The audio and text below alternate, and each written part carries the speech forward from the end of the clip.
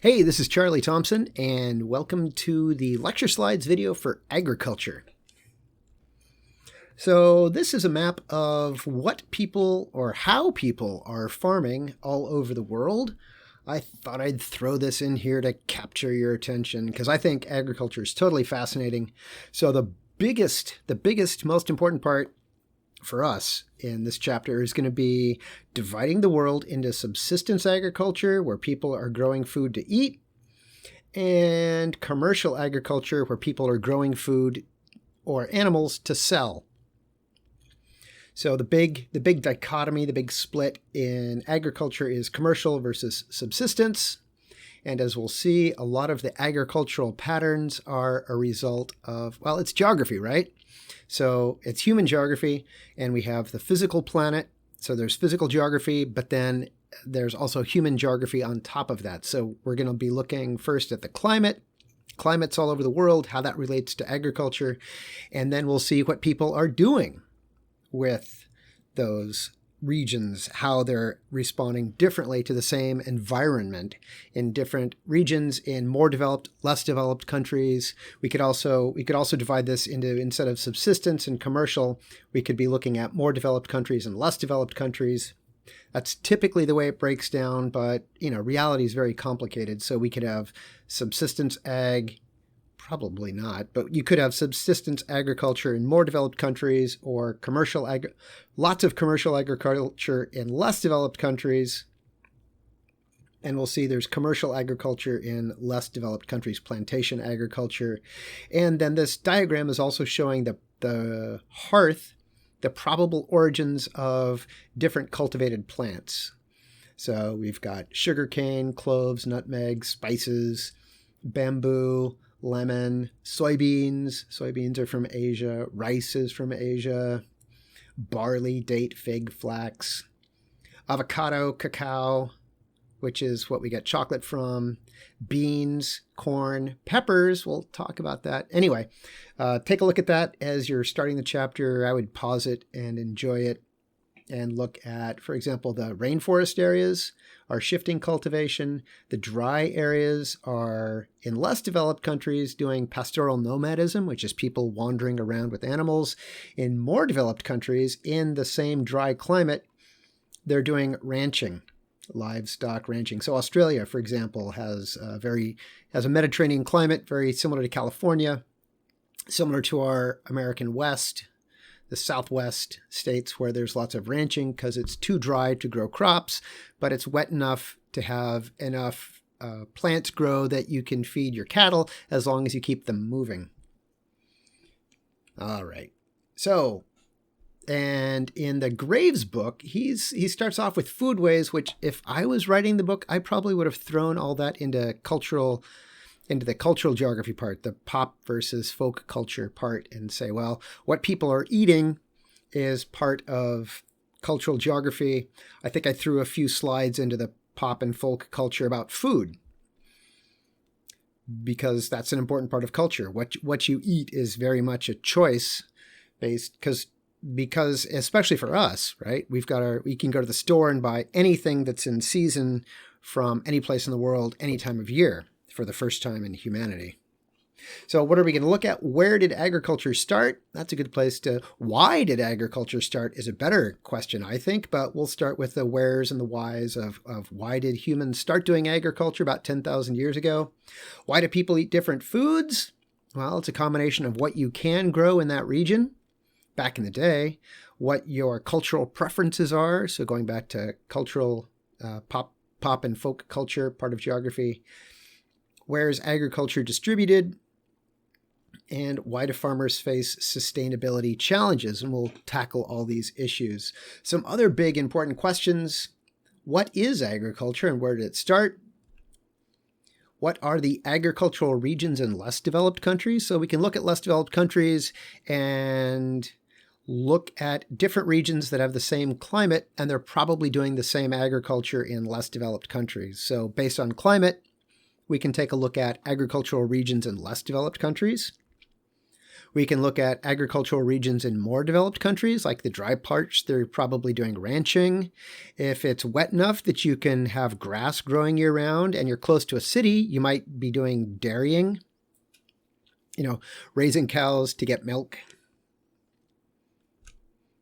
How did agriculture change with industrialization? We'll talk about that. How did things change once we started using machines, and then later lots and lots and lots of fossil fuels? What imprint does agriculture make on the cultural landscape? And by that, I mean, on one hand, there's the very obvious effects on the landscape. If you're driving north on Highway 5 out of Sacramento or on 99 up and down the valley, you're going to notice things like grain silos you'll notice large areas of agriculture, large fields. You'll notice in the Bay Area, in the North Bay especially, lots of vineyards. As they're converting over other types of agricultural production into vineyards because they can make more money off of grapes. I am totally fascinated with marijuana production, and I really want to see how that's going to shake out. We'll talk about the economics of that a bit. And, why do they grow in Humboldt? Well, it's not because the climate's great. It's because it's in the middle of no place and it's hard to get to. But climatically, I'm pretty convinced places like Lodi, I think Lodi is going to realize, we can make way more money growing outside sun-grown cannabis than we can growing grapes, for example. So imprints of agriculture on the cultural landscape, there's the obvious physical, but then there's the less obvious social effects of agriculture. How does that organize your economy? How does that affect the types of people, the economic status of the people that live there? We'll talk about that, looking at a case study from the 1970s in the Central Valley, looking at larger and smaller farms and which ones are more efficient. How is agriculture organized geographically? And how has agribusiness influenced the contemporary geography of agriculture? That's a very, very, very good question. With increased commercialization of agriculture, how has that shifted things around? We'll talk about that. I picked up this because there are other good questions to keep in the back of your mind as I'm going through these slides. These are the Advanced Placement Human Geography Enduring Understandings. So they want you to know that the development of agriculture led to the widespread alteration of the natural environment. And all this happened thousands and thousands and thousands of years ago in most places. So it's not something that we're really aware of anymore.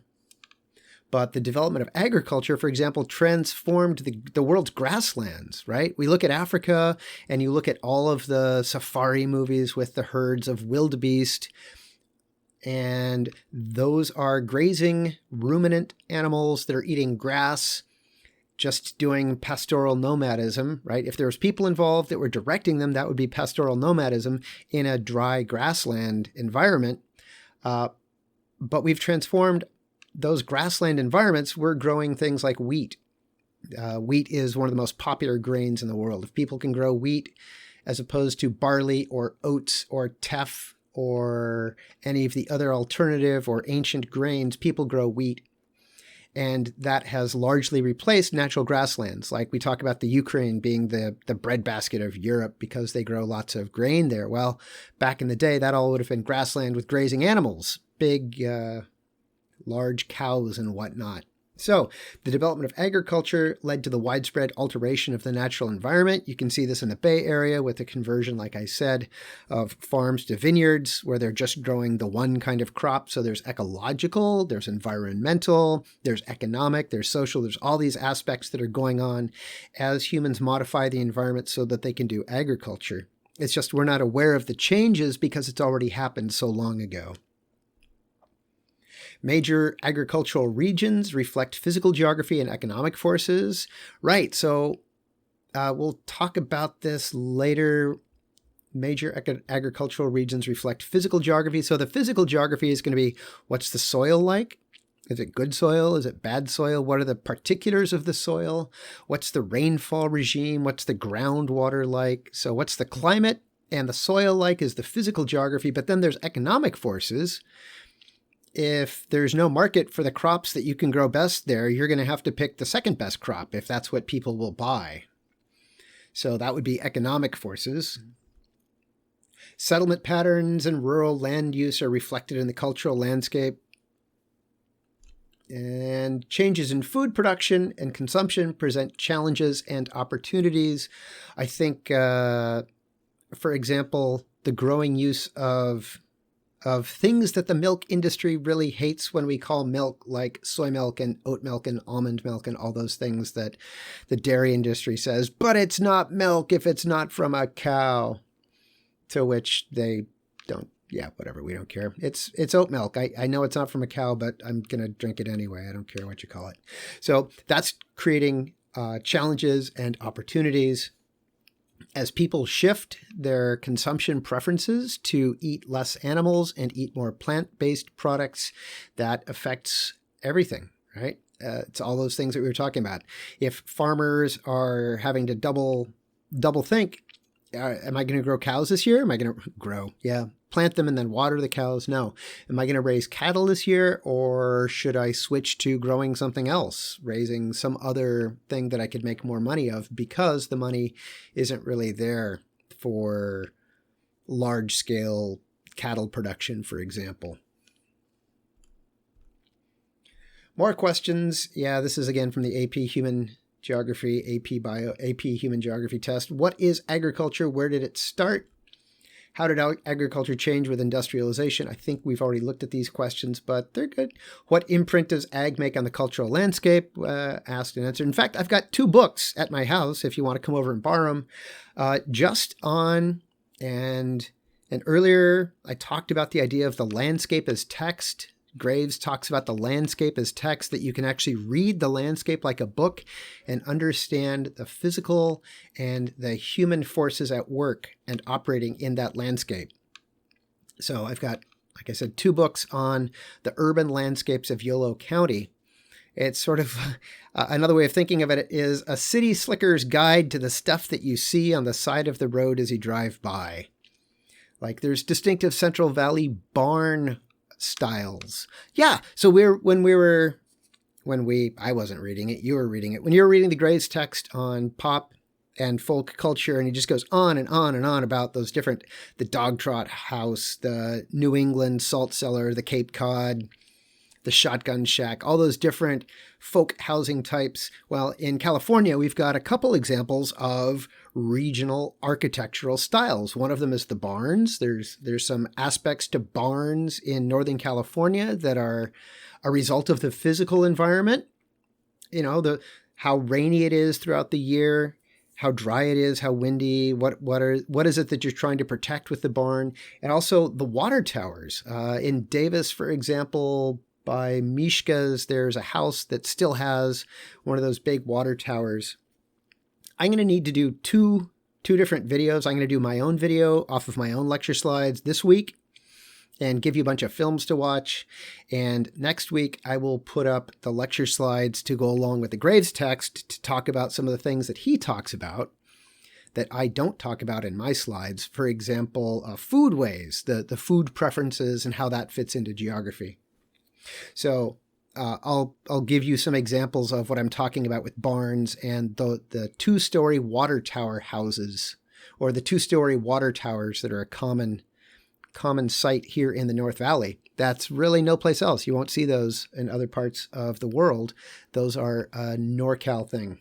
So what imprint does ag make on the cultural landscape? That's one of them. I mean, the other things are obvious, like canals. If you're driving through Solano County, there's a lot of places where they have road markers that are telling you about the canals. How is agriculture organized geographically? How has agribusiness influenced the contemporary geography of agriculture? So again, we're back to agribusiness, the idea that there's these integrated corporations that are growing and processing and distributing commodities, agricultural commodities. So let's start with the definition. Agriculture, the deliberate modification of Earth's surface by either cultivating plants or raising animals For food, that would be subsistence, or for money, that would be commercial. So I think it's a great definition. It covers things that Native Americans would have been doing in California. Controlled burns, they burned the landscape all the time. They had very good reason for this. If you were here in California before the invasion of the Spanish, grizzly bears would have been a bigger thing. Well, they're pretty big, right? But they're ambush hunters, and so they hide in the bushes and then jump out and grab things and eat them like children.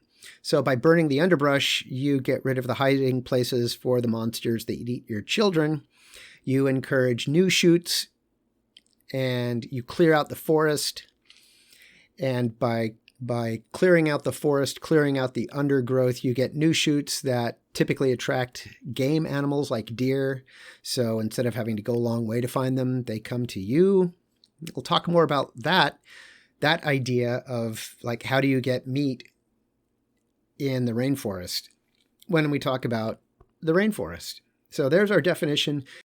Let's start with the physical landscape. So all the orange places are tropical wet climates where most of the year is rainy. So those are your tropical rainforests, and the climates that are then getting drier and drier in the orange areas, tropical rainforest. The grayish parts are dry. So the American West, the Sahara, Southern Africa, most of Australia, the inland continental areas in Eurasia are dry. So that's where you're going to find pastoral nomadism, people wandering around with animals, and then ranching. We live in a warm mid-latitude climate. We live in a Mediterranean climate, Mediterranean climate, Mediterranean climate, Mediterranean climate, Mediterranean climate, with a dry summer and a wet winter. And so things like grapes grow especially well in Mediterranean climates. So if you think of all the places, I don't know how many of you drink wine or know a lot about wine, but the 5 areas of the world that have Mediterranean climates are also the 5 areas of the world that are known for their wine production. So California, Chile in South America, South Africa, Australia, and of course the Mediterranean with their Mediterranean climate. And then the purple areas, it's just too cold. And some of the blue areas, like up in Canada, in the summertime, they get really super long days and rain. So it's great to grow in Canada in the summer, but then in the winter, it's freezing and dark, freezing and dark, freezing and dark. So not a lot of ag in those areas. So let's see how this relates to this. So we've got developing countries, or developed countries, developing. We've got dry areas, pastoral nomadism. The wet areas, we have what's called shifting cultivation. This is your slash and burn.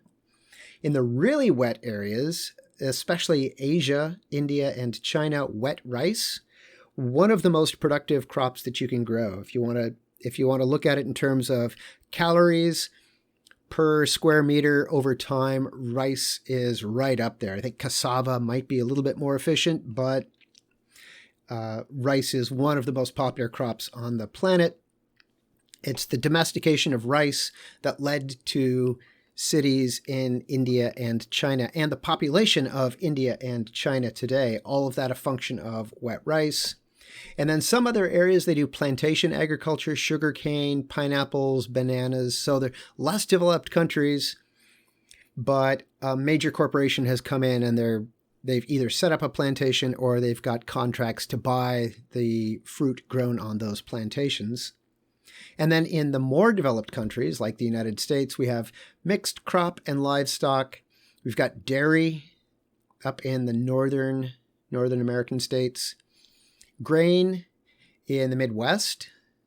Lots and lots and lots of grain going up into Canada. Grain, like I mentioned, in Ukraine, the breadbasket of Eurasia. Livestock ranching in the dry places. Livestock in the dry places. Livestock in the dry places. Ranching in the dry places. Mediterranean, so that's growing things like, well, grapes, tomatoes. Mediterranean Do we have any? No. Oh, a little bit right there, I guess. Mediterranean. And then commercial gardening, smaller areas of higher profit crops. So the overall trends are a function of climate and development. What kind of agriculture is going on in a country is a function of, is it more developed? Is it less developed? And is it hot and wet? Is it hot and dry? And those are the two factors that create these patterns of agricultural production. So we're back to another map. I really hope it's useful and not just like completely overwhelming and confusing. Like, why does he keep showing me 3 maps of the same damn thing? Yeah, that's a good question. Why do I do that? Because it's interesting, I think, how different books choose different maps. I mean, this map is showing us the same thing as this map, right? They're both maps of agriculture, so they should match up. We've got what? Mediterranean, we've got ranching, we've got mixed ag, and then dairy, except they're showing something else up there. Oh, and I found this from an atlas. This was published in Poland in 1967, but I thought, oh, it's exactly the same as the map in my book. It's just hella old, with dry land ranching, slash and burn, intensive subsistence, shifting cultivation, slash and burn, shifting cultivation, rice, grain. So same map. I hope you enjoy that as well. Oh, I thought this was interesting. Change in agricultural output. So there's some places in the world as a result of climate change, and that's some really interesting mapping, where some places are going to have more, and some places are going to see declines in agricultural production as a result of climate change. So the brown areas are looking at a 25% drop in agricultural output in countries like India, which is about to be the largest country, by population, the largest country in the world. That's going to be a big deal. Australia, not looking too good. Like I said, they're already mostly desert. Same thing across the desert regions of Southern Africa and Northern Africa and the American West. Oh yeah, let's take a look at this. So Vox.com had this really great article. I hope you check it out. American Agriculture 1922. If you click on it, you can see a bigger version, and that's just sort of interesting. Yeah, if you're going to explain American agriculture, they found 40 maps that explain ag in America. So going back to 1922, we should see those same patterns: Mediterranean, dairy, grain, mixed animal and crop production. This is a really important one. The decline from 1840 up to 2000, the decline in American workforce participation in agriculture. By 2000, less than 2% of the American labor force worked in ag. We have more people in jail than we have people growing food, largely because of the racist war on some drugs. Like, we cracked down on alcohol and we cracked down on crack cocaine, but we didn't crack down on alcohol. We did crack down heavily on crack cocaine and sentence people differently based on if it was crack cocaine because black people typically used crack cocaine, and powder cocaine because yuppies use powder cocaine. So surely it can't be as bad. So you could have the same weight of cocaine, but if it was pressed into a rock, you would be sentenced very differently. You'd be looking at a longer sentence than if you had powdered cocaine because of racism. So we're losing farms. You can see the decline in the number of farms. It's not that we're actually losing the land. It's just what happens is small farms get purchased by major corporations, and we'll look at the economic effects of that. When mom and pop farms are purchased by corporations, economically it's bad for the town, it's bad for those people. It's bad for everybody but the corporations. And unfortunately, the corporations have the money to lobby our elected officials, so they create policies that help the big corporations get bigger and actively hurt the smaller farms, which it turns out are the best farms. They're more efficient in terms of money and resources. If you want to grow more food, you should have lots of small farms. Farm output keeps climbing in billions of dollars. So fewer farms, fewer farmers, fewer individual farms, but we're making more money off of it. This is a really cool map showing agriculture. So what are we looking at? Which places are making more money off of agriculture? More money is green, less money is red. Which crops are harvested where? So corn, wheat, soybeans. So soybeans, we've got wheat, we've got corn, fruits, nuts, vegetables, hay, lots of hay. What animals are where in the U.S.? So we've got cows and pigs, cows, sheep and goats, turkeys. Totally amazing. Average sales by farm. That's interesting. So California, we have a lot of really big farms. Plain states also have really big farms. So I would expect those to be making more money just because they're much bigger. Average age of farmers. Yeah, few people look at farming and go, working long hours, knowing that I could lose everything if the weather turns bad, I'll pass. Lots of farmers having to take a second job. Crops, 2011 cash crop receipts by billions. Corn, 84 billion in the U.S. Soybeans, harvested acres, 63, so call it $64 billion in corn. Corn is the largest crop on this. I'm going to have to look up and see what marijuana production is across the U.S. because it's got to be up there. Globally, I think it's roughly 240 billion. So globally, the cannabis market is bigger than the American ag market. Photosynthesis, like I mentioned, the plains and Canada in the summertime, they have really long days with lots of sunlight. And so that's some of the most productive land in terms of taking the energy in from the sun, becoming plants. The highest rates of that are in the North Plain states. This is countries that require the labeling of genetically modified organisms. Meat consumption, how much meat people are eating. So the size of the country is now being adjusted bigger or smaller based on how much meat they eat. China has decided that they want to start eating beef at the same rate that Americans do. Meat consumption per capita, another map. Food deserts. So these are not urban, these are rural food deserts, places, and we'll look at a map of this later. No car, no supermarket within a mile. So there's lots of places where it's really hard to get food. It's physically difficult for people to get food in some places. Food stamps, places where they're getting lots of food stamps. Participation has doubled since 2008. Obesity, changing obesity trends in the United States, often tracking with high fructose corn syrup sweeteners in sodas, which I think in teens can represent like a quarter of their caloric intake is just corn syrup, which your body deals with somehow differently than sugar. So there's some links to obesity and corn syrup, which is in everything. In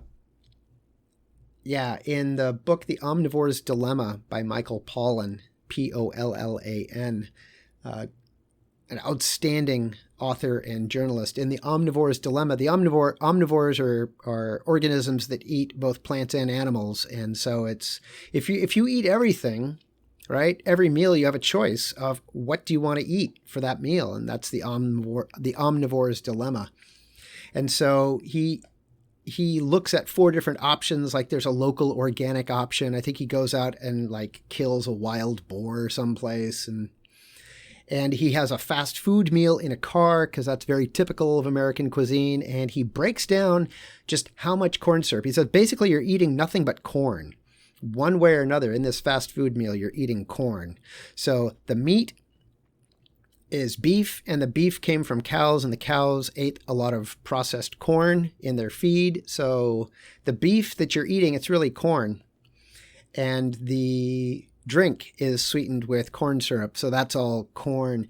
And the bun, they put extra corn syrup in the bun so that it retains moisture and it stays all soft and fresh. So even your bun has extra corn syrup in it.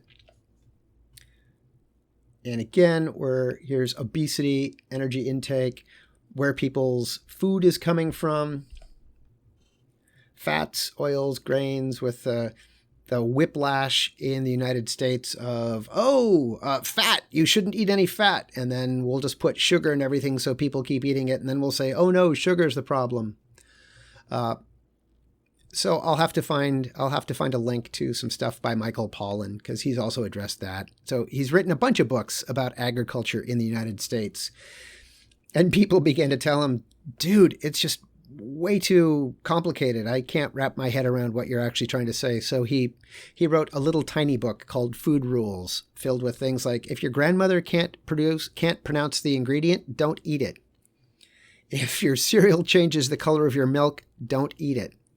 If you're in the grocery store, and I don't remember which, I think it's stick to the outsides, because that's where the food is, like the produce and the dairy tend to be on the periphery, and in the center of the store is all the processed foods, either in a box or in a can, or it's already cooked and frozen, and all you got to do is heat it up. That's the processed stuff that's in the middle of the store.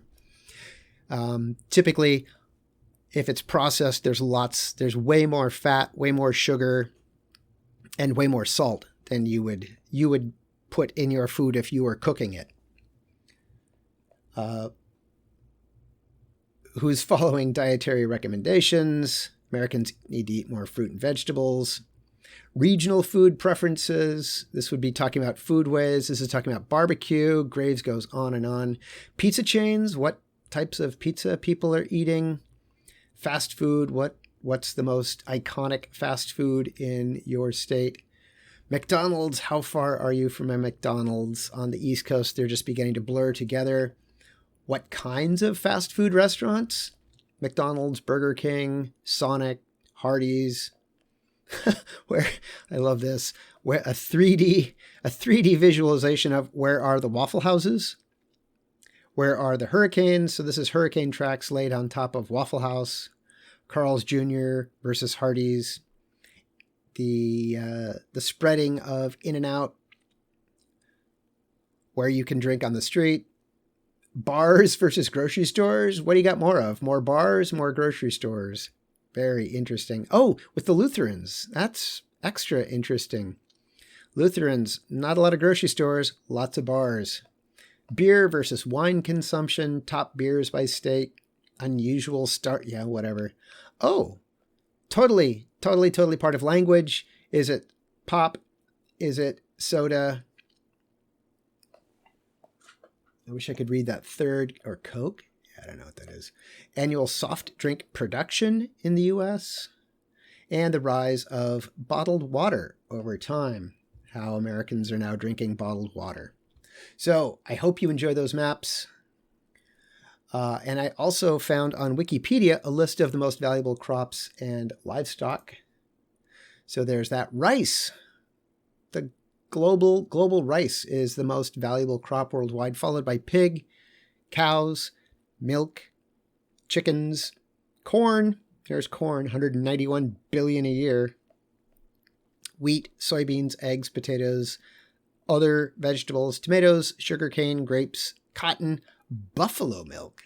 Oh, India. That makes sense. I was going to say, where the heck are they? I know that the really good mozzarella comes from buffalo milk in Italy.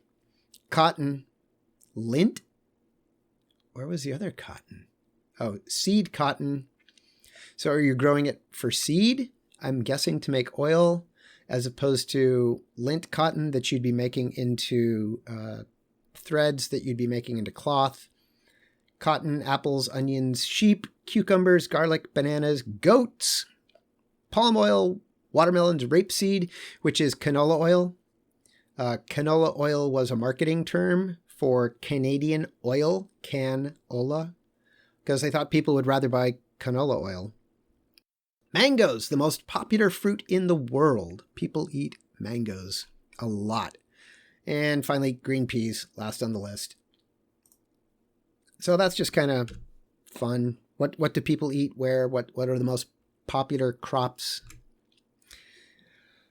Whew. All right, we're up to slide 16. I think I've got 150 slides. I would plan on trying to watch this in a couple settings rather than just muscle your way through it. So, types of agriculture. We've got subsistence agriculture, where you're growing food to eat or trade, and commercial agriculture, where you're growing food or raising animals to sell. I mean, it's a cut and dry definition, but in reality, there's a lot of gray space. What if you're selling most of it, but you're trading some of it? Or what if you're selling most of it, but you're eating some of it? Yeah, whatever. These are coffee berries. If we were in class, I'd make a bad joke about typical New England cranberry farmers, but they're really coffee berries. Coffee is they're not beans. They are actually botanically berries. Development of ag. So I find the history of agriculture absolutely fascinating because we have no written record. It happened 10,000 years ago. So humans were hunters and gatherers for the first, over 1 million years of human history. And then around 10,000 years ago, we suddenly shifted. We know that hunting and gathering is more time efficient. Looking even at studies of people in the Kalahari Desert in southern Africa, where it's one of the harshest climates in the world, they spent about 4 hours a day getting their basic needs met, which is less than I spend. Hunters and gatherers spent about 4 hours a day working, but instead of sitting in a Zoom meeting, those 4 hours would have been spent with your friends, joking around and singing and playing as you're hunting and gathering. We know from archaeological evidence that early hunters and gatherers were healthier than early agriculturists. The hunters and gatherers starved to death less than agriculturists. They had less starvation. They had less famine. We know they lived longer. They were larger. The hunters and gatherers lived longer. The hunters and gatherers had a more varied diet, so they were getting better nutrition, more calories, better nutrition, a more varied diet. They didn't starve to death. And their social organization would have been more egalitarian. They would have been in family groups, in tribes, in clans, typically with a more democratic organization than what comes next. So the big question that people have been wondering, well, the people of the time didn't wonder, there's no good theory. The best theory I have found is in the book Ishmael by Daniel Quinn. This is not Quinn's theory. Sorry, I said that. Don't want to confuse anybody. This is conventional wisdom, which I don't buy. One idea is that overpopulation led to a need to do agriculture. I don't think that's true. What we know the Greeks had a contraceptive plant that was so effective that they made it go extinct because they picked all of them. Hunters and gatherers have a wide variety of keeping their population low. Everything from infanticide to extended nursing, which hormonally decreases the odds that you're going to get pregnant. Some groups wouldn't have a second child until the first was old enough to walk. So they had overpopulation means death. If you're hunters and gatherers and you overpopulate, the next thing that happens is enough people starve to death until your population is sustainable. And they would have known that, and they would have had cultural practices that would have prevented them from becoming overpopulated. The other idea, it's the same, but kind of different, that they started doing agriculture and then the population got so big that they had to keep doing agriculture. The big advantage to agriculture is you can feed more people on the same amount of land. So it's more spatially efficient to do agriculture. You can feed more people on the same amount of land. You may not be able to do it as sustainably in the long term. There is nothing sustainable about commercial agriculture as practiced in the United States at this time. from the heavy inputs of fossil fuels and chemicals to the industrial monocropping to corporate control. There is nothing sustainable about agriculture as it's being practiced in the United States.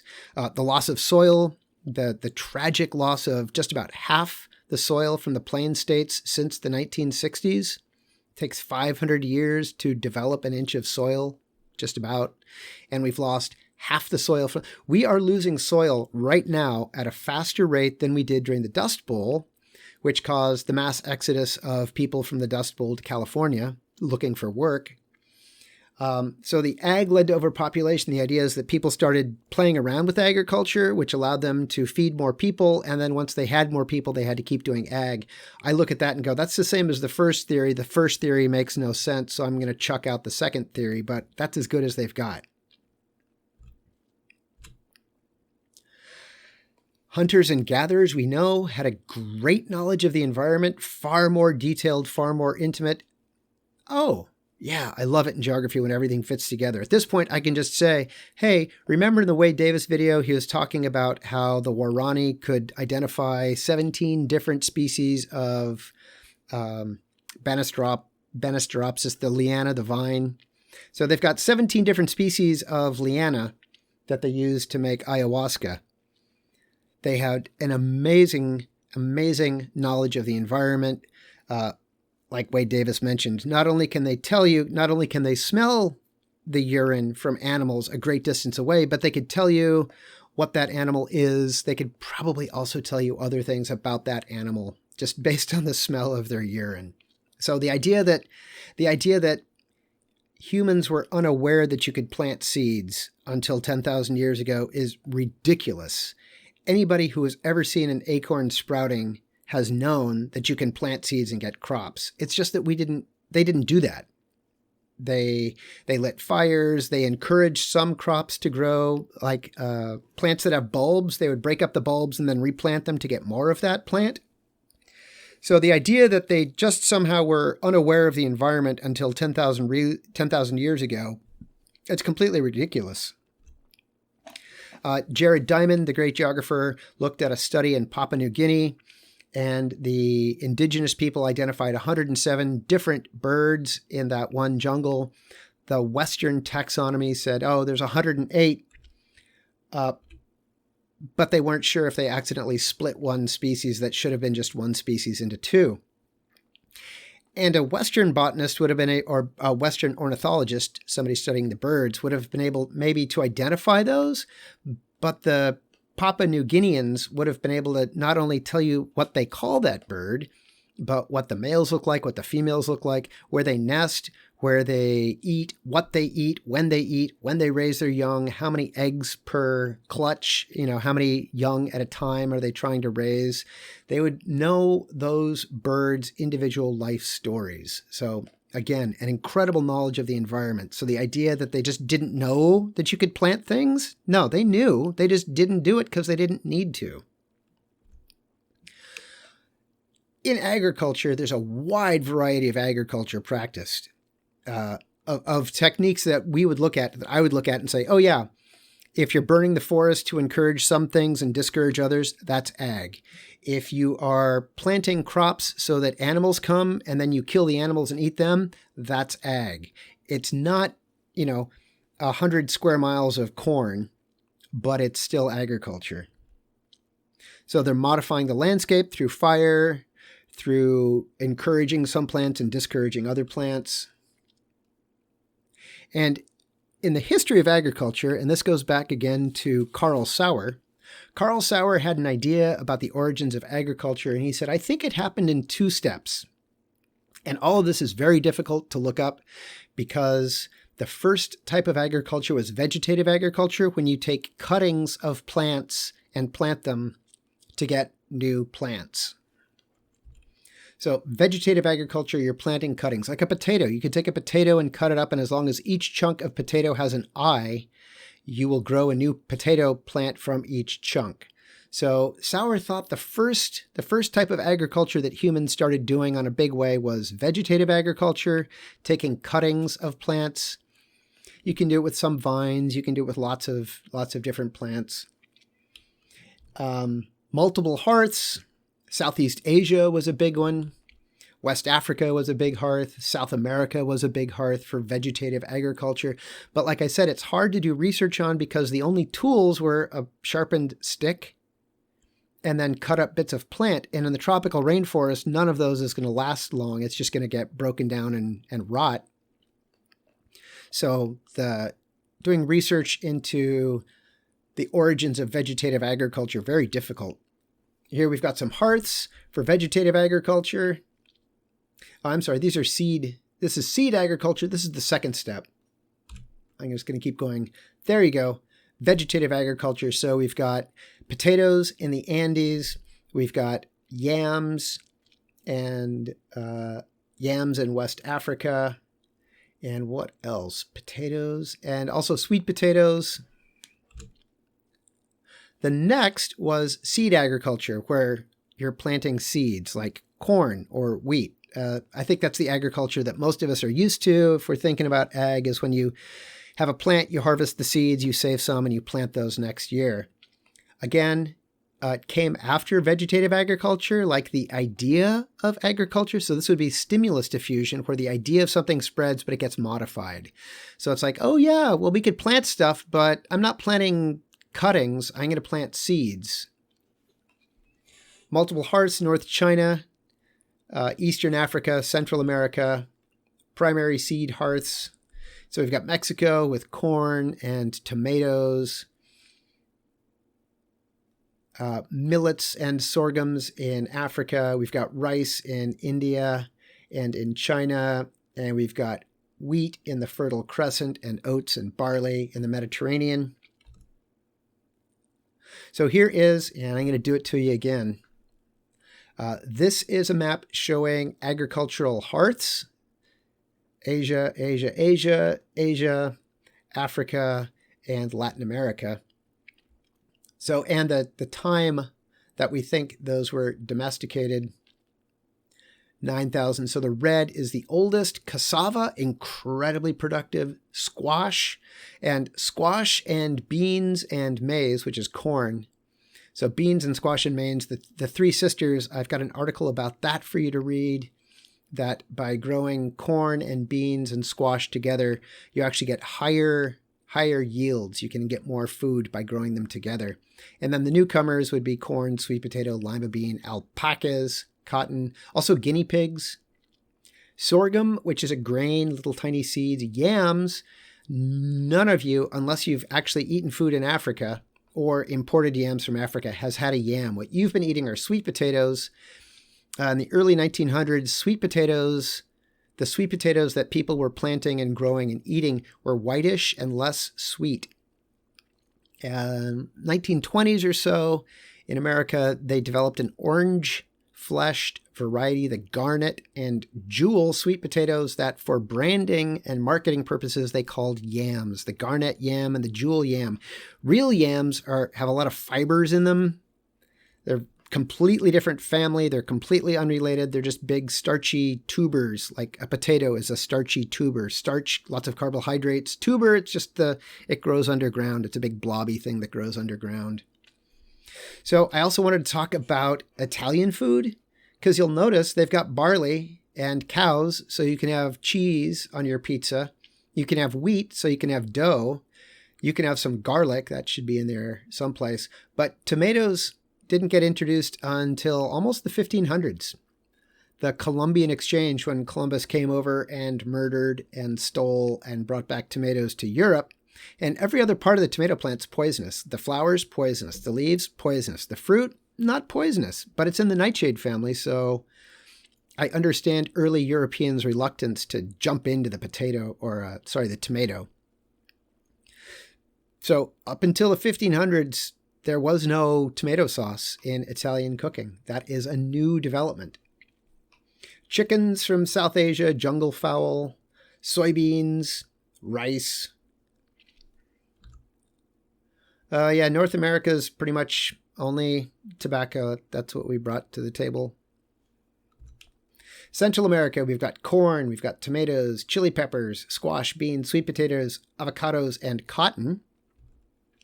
South America, we've got guinea pigs, potatoes in the Andes, tomatoes, cacao, which is what we make into chocolate, peanuts, pineapples, strawberries, papayas, pears, and beans. The guinea pig was bred to be a pet and food. Cuy. Southwestern Asia, they just went hard in Southwestern Asia. Hemp, another one of those global foods all over the world, lots of hemp. Apples, rice, yams, walnuts, lentils, oats, peas, beets, plums, figs, pistachios, cherries, peaches, melons, bananas, spinach, mangoes, most popular fruit in the world, gingers, indigo, which we make a blue dye out of, almonds, onions, beans, barley, and eggplant. Northern Asia, so China, citrus, bamboo, millet, which is a grain, plums, cabbages, beans, pears, persimmons, barley, another grain, taro, a starchy tuber. Starchy tubers are super important for human nutrition because they're efficient at making food calories out of sunlight. So taro, throughout Polynesia, it's the Polynesian staple starchy tuber. Yams, another starchy tuber, soybeans, tea, rice. Southern Asia, citrus, banana, yam, almond. I'm not going to test you on this, but I find it fascinating and it's important. Mediterranean, yeah, so in your pizza, you could have grapes, olives, garlic, dates, lettuce, barley, oats, lentils, peas, carrots, but no chilies and no tomatoes. Africa, we've got coffee, millet, sorghum. Those are two grains, rices, different rice, barley, peas, beans, cucumbers, melons like watermelon, cottons, and yams. Oh, I just found out recently, all the cows in the world. So genetic evidence indicates that all the cattle in the world descended from 80 aurochs, which were the wild ancestor of today's domesticated cattle. 80. We can trace all the cattle in the world. We can trace back to a group of 80 that were tamed in northern Mesopotamia about 10,000 years ago. And I include a link in the lecture slides to the Wikipedia article on taurine cattle. Taurus, the bull. 80. That's not a lot of genetic diversity. Oh, yeah. And this is just for fun. Like I said, I find Origins of Agriculture amazing. I found a whole set, it looks like James Kennedy Monash from WordPress, on comparisons of the original wild crop that we have domesticated and made into a commercial version of that crop or a cultivated version of that crop. So the peach was about an inch, 64% edible flesh, tastes earthy, sweet, sour, kind of salty, waxy skin. That's weird. So typically the changes, they get bigger.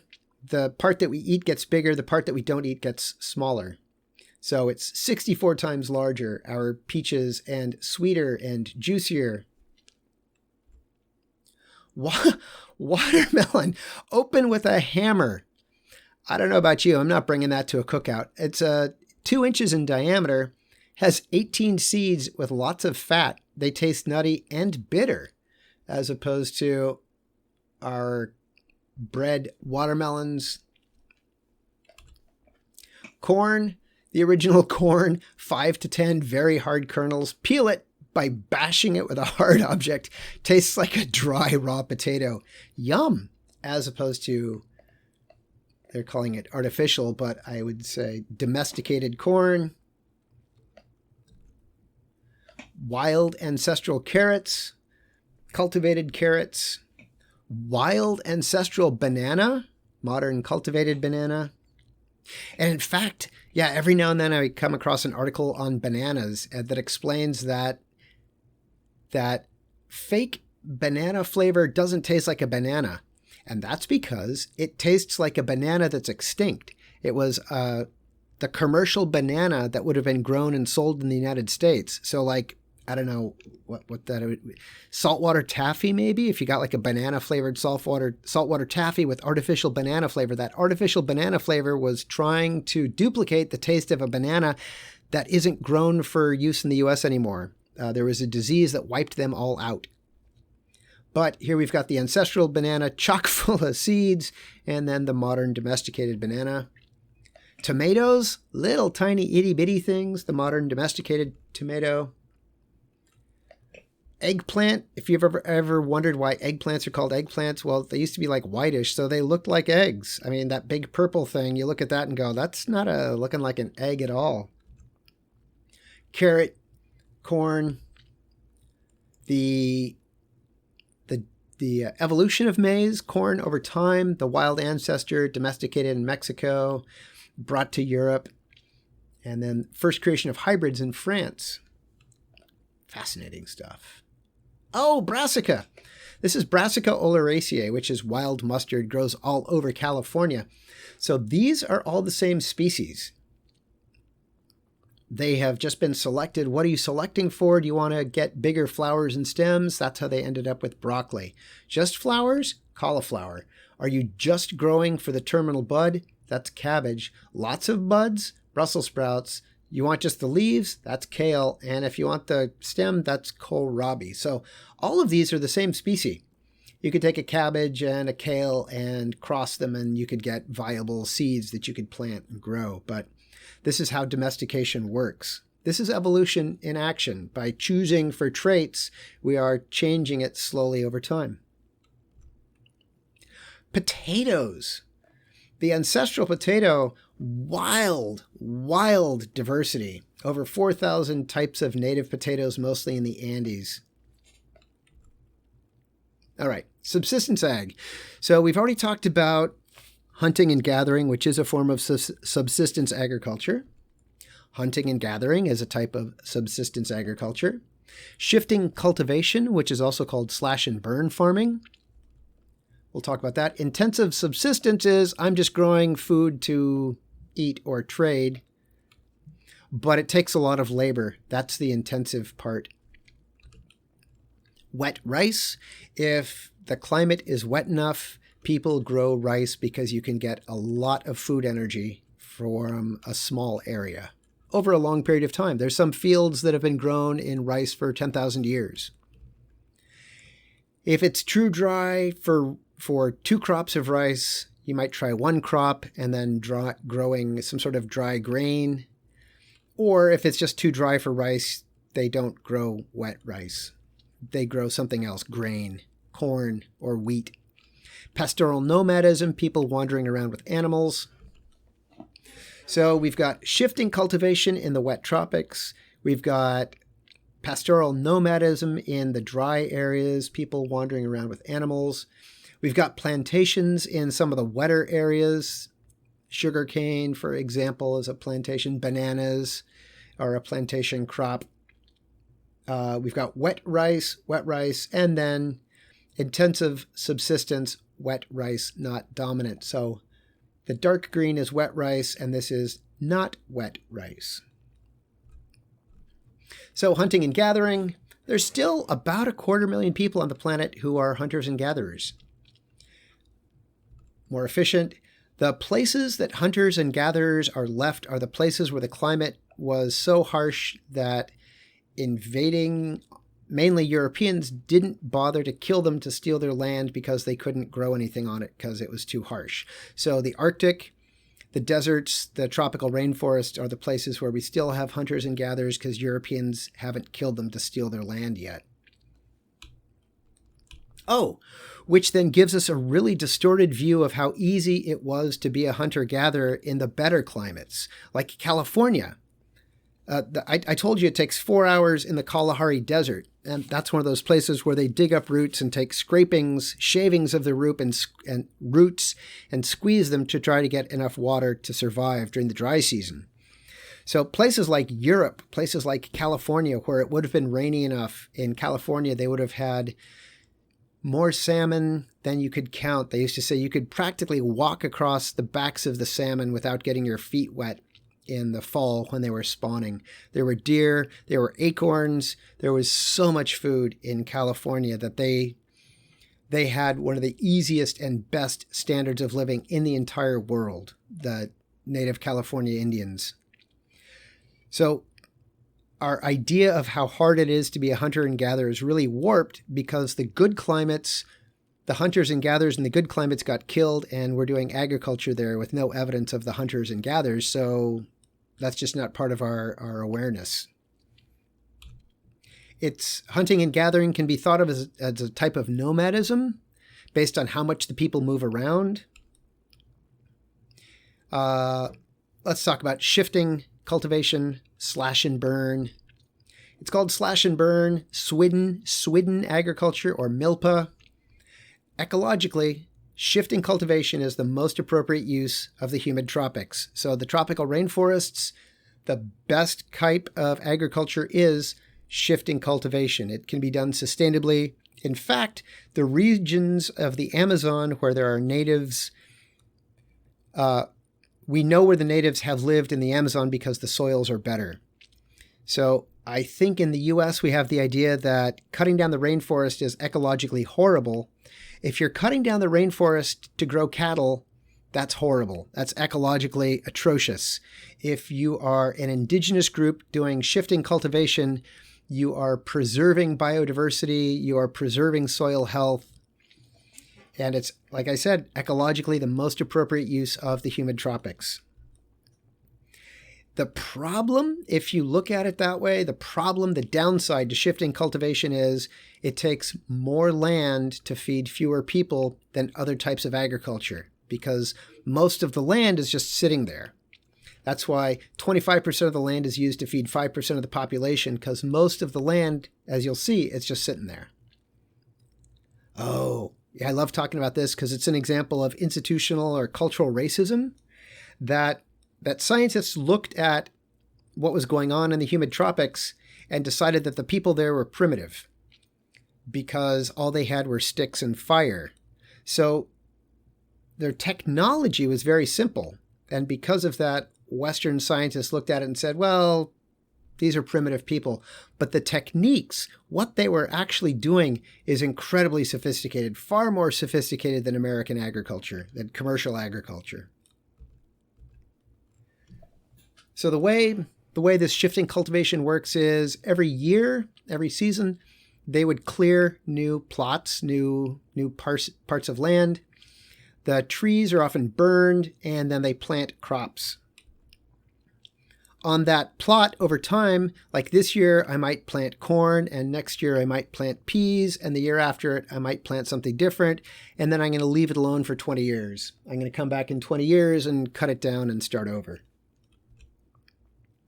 So you'd have many, many, many different fields in use in different stages of development, because you're going to plant for, 3, 4, 5 years and then leave it alone for 15 to 20 years.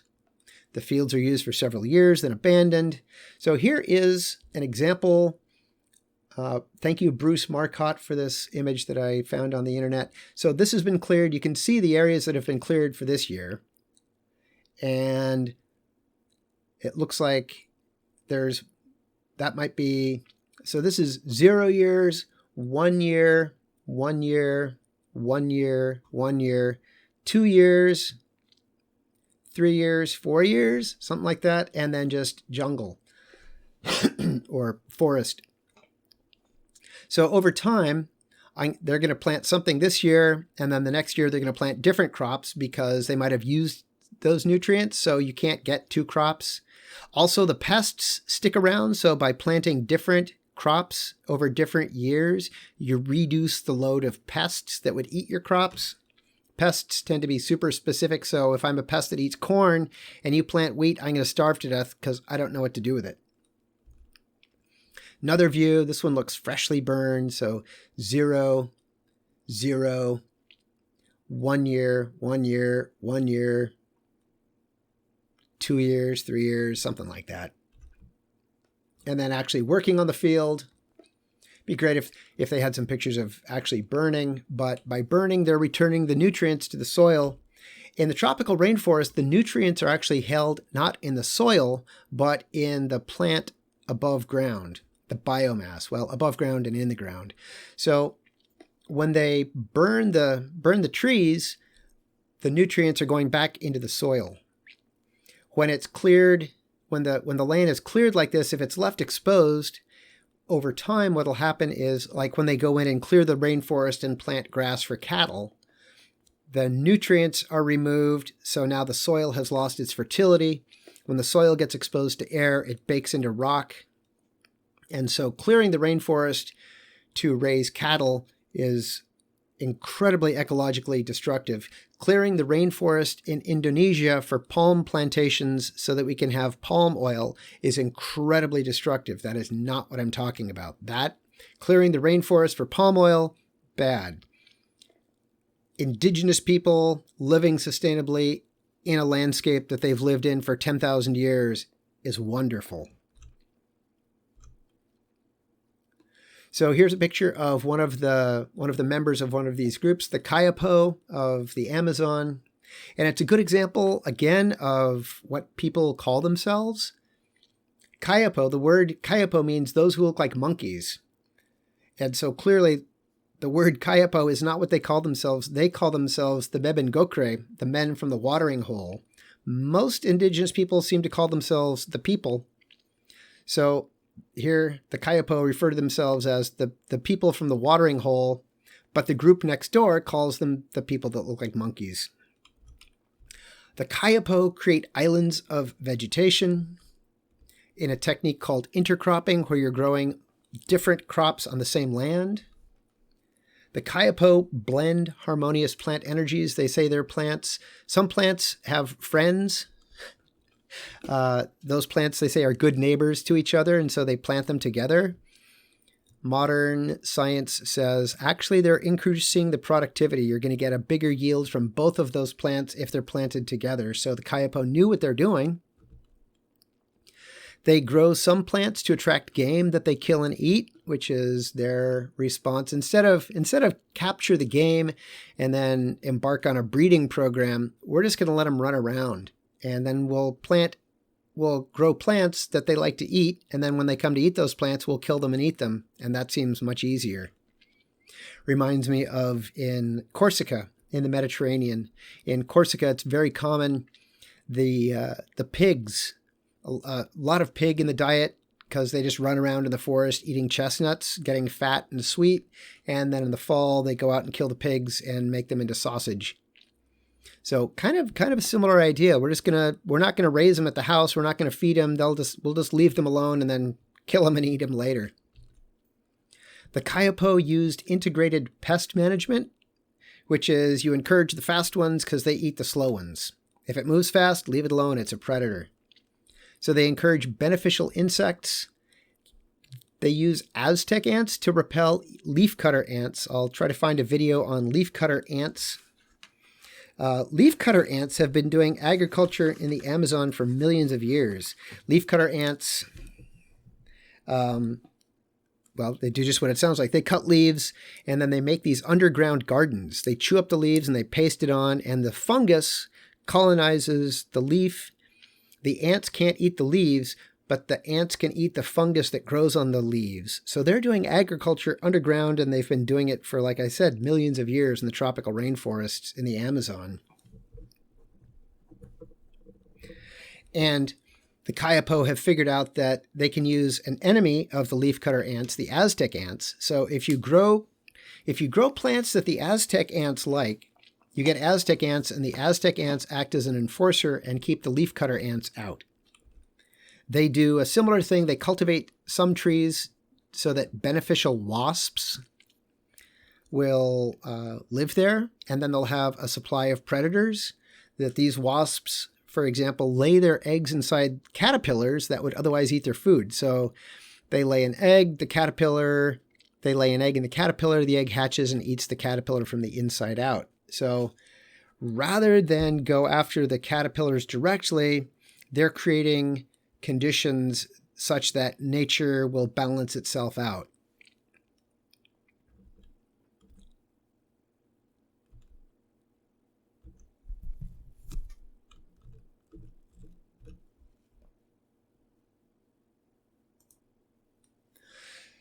So the Kayapo, like I said, are very sophisticated. They, in their gardens, they They cultivate their gardens in such a way to moderate the light levels and the temperature of the soil, moderate the moisture of the soil, moderate the nutrient levels in the soil. They use dozens of different ashes as fertilizer. Like, oh, this plant looks this way, we should give it ash from this plant because that'll help it. They have identified over 150 different treatments for diarrhea, which is incredibly important. Diarrhea is a major killer of babies in the developing world. So they have over 150, I don't know how that classification system works, but over 150 different treatments for diarrhea. So the Kayapo plant in concentric rings, sweet potatoes and yams in the center. In the middle, they have corn and rice and manioc. On the outer rings, they have trees of bananas and papayas and mangoes. Beans and pineapples aren't trees. Here's a cross-section showing that they're actually using elevation. So this would be drier, this would be wetter. So they're moderating moisture levels by creating these little mounds in the jungle. They're intercropping, growing corn and what's the G? Groundnut. Oh, yeah, peanuts. Yams, potatoes, different yams, pumpkins, different peas. So a wide variety of crops all grown together.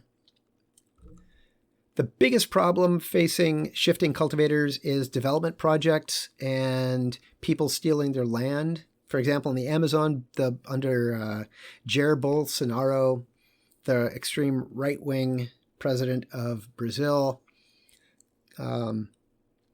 has been very unsympathetic towards the indigenous people that live in the Amazon. He wants to open it up for non-indigenous people. Development projects for timber or cattle clear the forest, and then those people have no home, they have no food. The Brazilian government has, for decades now, been building roads through the rainforest with the idea of having people move from the city to the rainforest to do farming as a population valve. Indigenous people cleared off. So that was shifting cultivation in the tropics. Now I think we're going to look at pastoral nomadism. Here's a man with his sheep. Often they use young boys. I think that's probably the best use of middle school boys. Go out and tend the sheep. I think they're better suited to that than trying to sit quietly in a classroom. Pastoral nomadism done in the second nastiest places on the planet. About 20% of the land on the planet that's devoted to agriculture is used doing pastoral nomadism. People wandering around with animals, camels, horses, sheep, goats, cats. The cats is a joke. They usually don't eat the animals. They eat animal products like the Maasai. Maasai men will drink a mixture of milk and cow's blood. Milk, making it into cheese, super common. So you don't eat the animals, you eat the animal products because you can do that forever. But once you eat the animal, it's gone. So pastoral nomads typically don't eat the animals. They often trade for vegetables because they're moving around. Or maybe the boys go out with the animals and the older people stay at home and raise vegetables.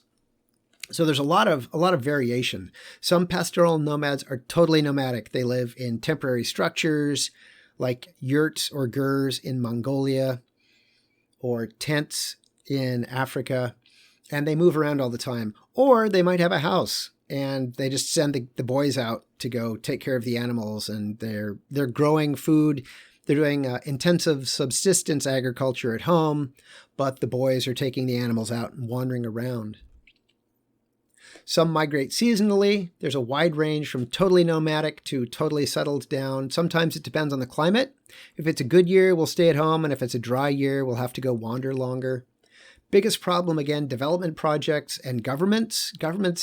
Pastoral nomads don't need a whole lot, and they tend to not recognize international borders because they've been migrating longer than those countries existed. Intensive subsistence is just growing food. Lots of human labor, not tractors, but humans, maybe animal labor, oxen pulling a plow, that sort of thing. Lots of human labor, that's the intensive part. Food grown to eat, that's the subsistence part. Globally, if it's wet enough, people grow wet rice. If it's not wet enough, they grow not wet rice. So dark green is wet rice, dark green is wet rice. The lighter green is just intensive subsistence, not wet rice.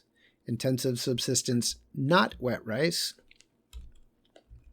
So wet rice, globally it's very important. India, China, Japan, Indonesia. All the available land is used. If it's not flat, we will make it flat. If it's too steep, we will make terraces. Very few machines used.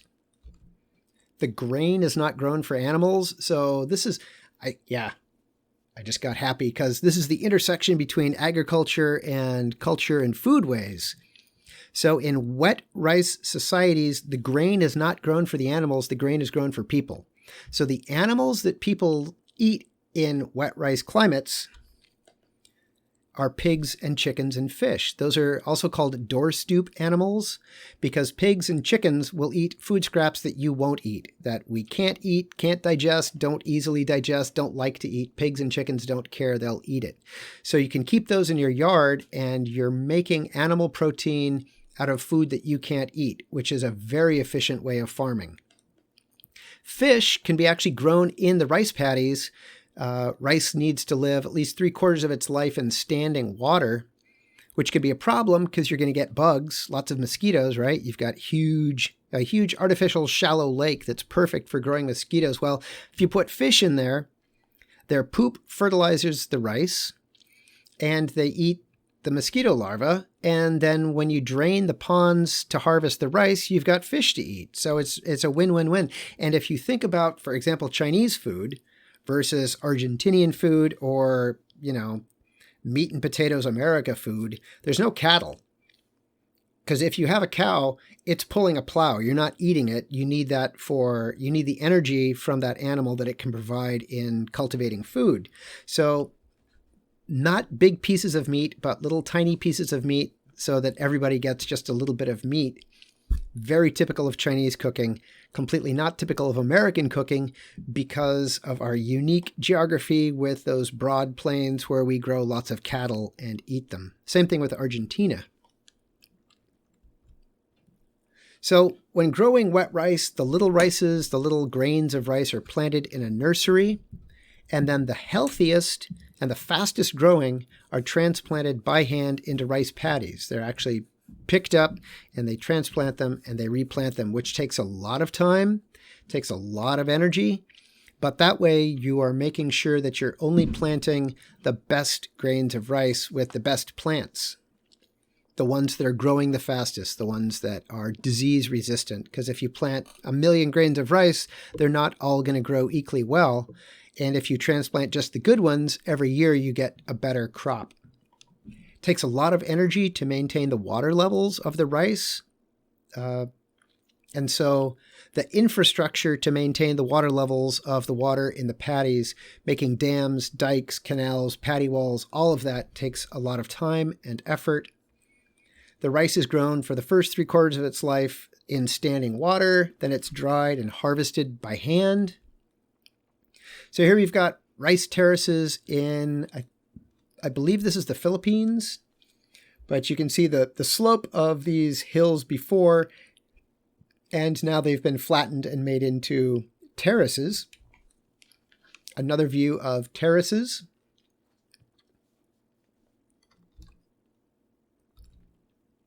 Another view, this is the Philippines showing rice, looks like recently planted. This is Nepal, where the rice paddies are, it looks like there's brown rivers, but those are just rice paddies. And every time I look at that, I think, if it rained really hard, wouldn't everything just wash out? I guess the answer is no. I tend to believe that traditional people know what they're doing. If they're doing it, it probably works. Otherwise, they wouldn't be there anymore, right? They would have starved to death when all their rice paddies got washed out in the big flood. But there you go. Again, Philippines with little baby rice. You can just see a little bit of fuzz developing. Older rice. This is transplanting the rice. So here's the little bundles of rice, and they're transplanting each grain of rice by hand, back-breaking work, bending over, standing in a muddy pond for all day. Another view of transplanting rice. Here's the little babies. They're transplanting just the healthy, most vigorous ones into, again, standing water. I love this because it looks like Ladakh. It looks like Tibet. It looks like parts of the Himalayas. I'm sure it looks like parts of Pakistan and Afghanistan as well. So in this picture, you can see there's fields that have been harvested and there's nothing left. There's fields where it's been harvested and left out to dry. There's fields that look like they're drying out, and then there's fields that are still growing, really healthy and still growing. So this would be part of, in the video on Ladakh, part of the PASPOON, that system of cooperative families helping each other out. So one of the ways this could work is to spread the risk out through the community. So it's like four different stages. So my neighbor Jojo, he planted his rice. I'm just going to make up some months, although January. January. Jojo planted in January, and I planted in February, and you get to plant in March, and the other family gets to plant in May. So by spreading out the planting, you reduce the risk to any one family, because you'd have, as part of a cooperative network, you'd be sharing the resources, right? So when it's January, so Jojo, everybody's going to show up at Jojo's and we're going to plant. And then in February, everybody comes to my house and plants in my fields. And then next month it's you. We're all going to come to your fields and we're going to plant rice in your fields. And then the month after, whoever the fourth family is, we're going to plant rice. And then everybody goes here to harvest, here to harvest, here to harvest, here to harvest. So because the rains might be early, the rains might be late, we're not going to plant everything at the same time. By spacing out the harvest, you can take advantage of good conditions and minimize the risk to any one family. Here is in India, harvesting and threshing the rice to get rid of the hull, the husk. Same thing, this now, I think we're back in Indonesia. So here is a pile of, they are winnowing when they pick it up and drop it, and you let the breeze take away the papery outer husk of the rice, and then you're left with just the good tasty inside rice. Rice production, China and India grow a lot of rice. If you're not growing wet rice, you're just growing other crops. Often they're rotated. So this year I'm planting wheat. On the same field next year, I'm going to plant barley, and then whatever pests I had that eat wheat, they're going to die because they don't eat barley. They just eat wheat. And then the year after, I'm going to plant some other grain. And maybe the year after, I plant a legume like peas, something that's going to fix nitrogen and add fertilizer back to the soil. So by rotating, you ensure that the fertility of the soil is being kept. And you also decrease the pest load, which decreases your crop losses. I'd point out that in the United States, pretty much we don't do either of those things. It's just all wheat year after year after year. Harvesting kale, chard, some sort of leafy green in Africa.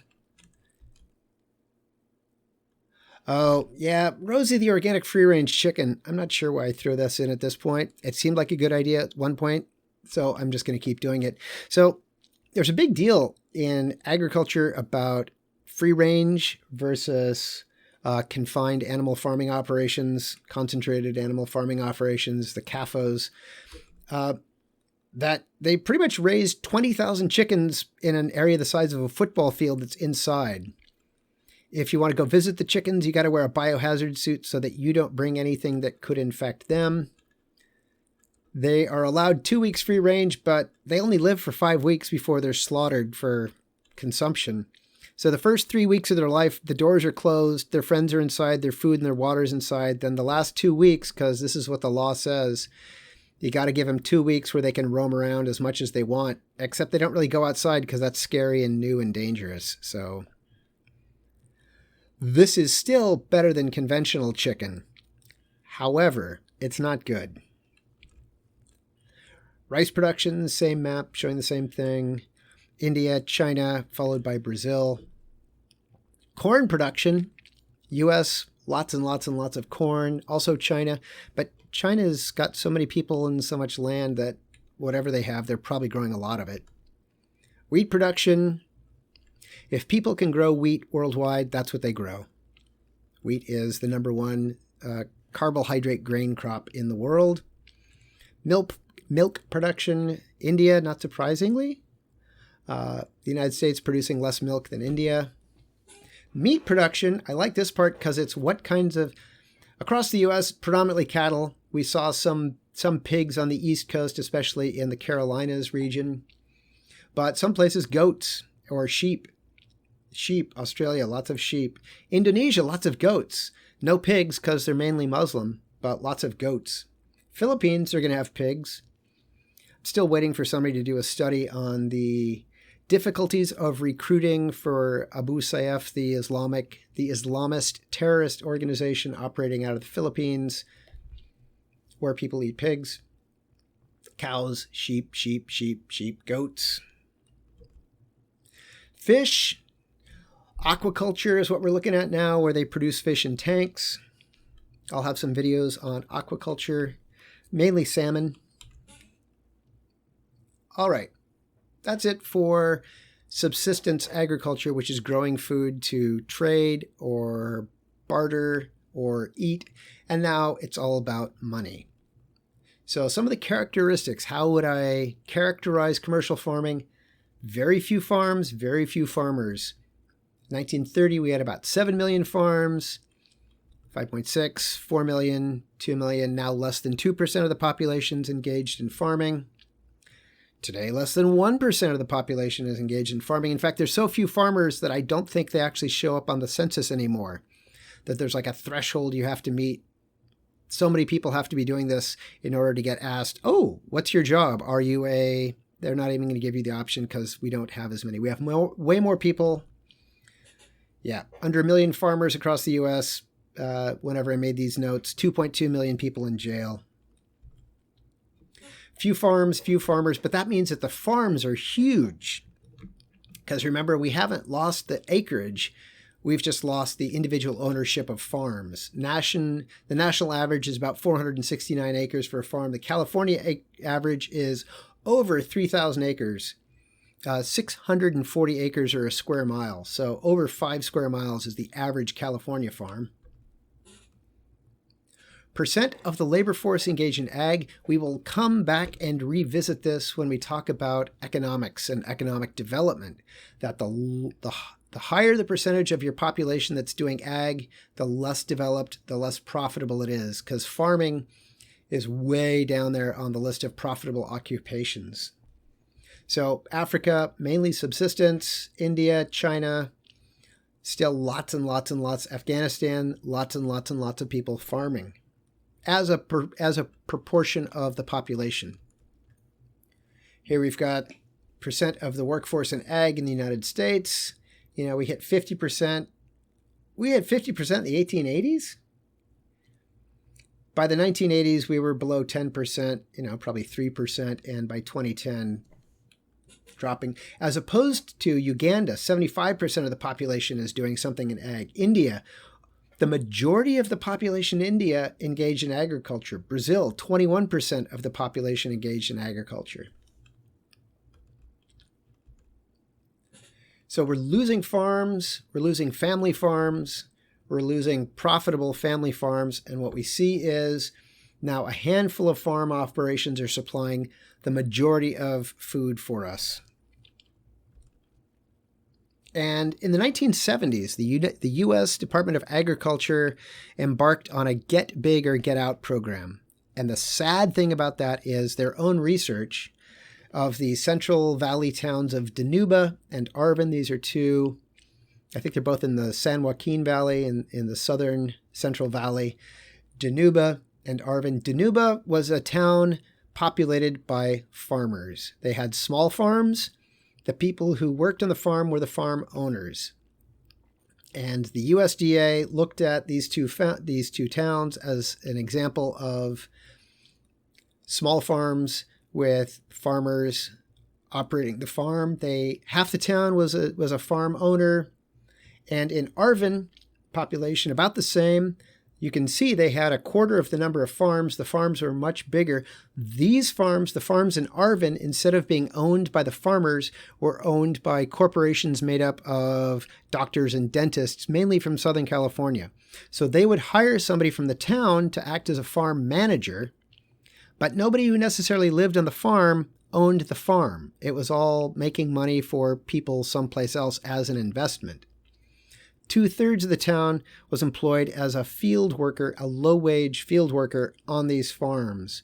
That Danuba had twice as many churches, civic and social organizations. They had 4 elementary schools and a high school.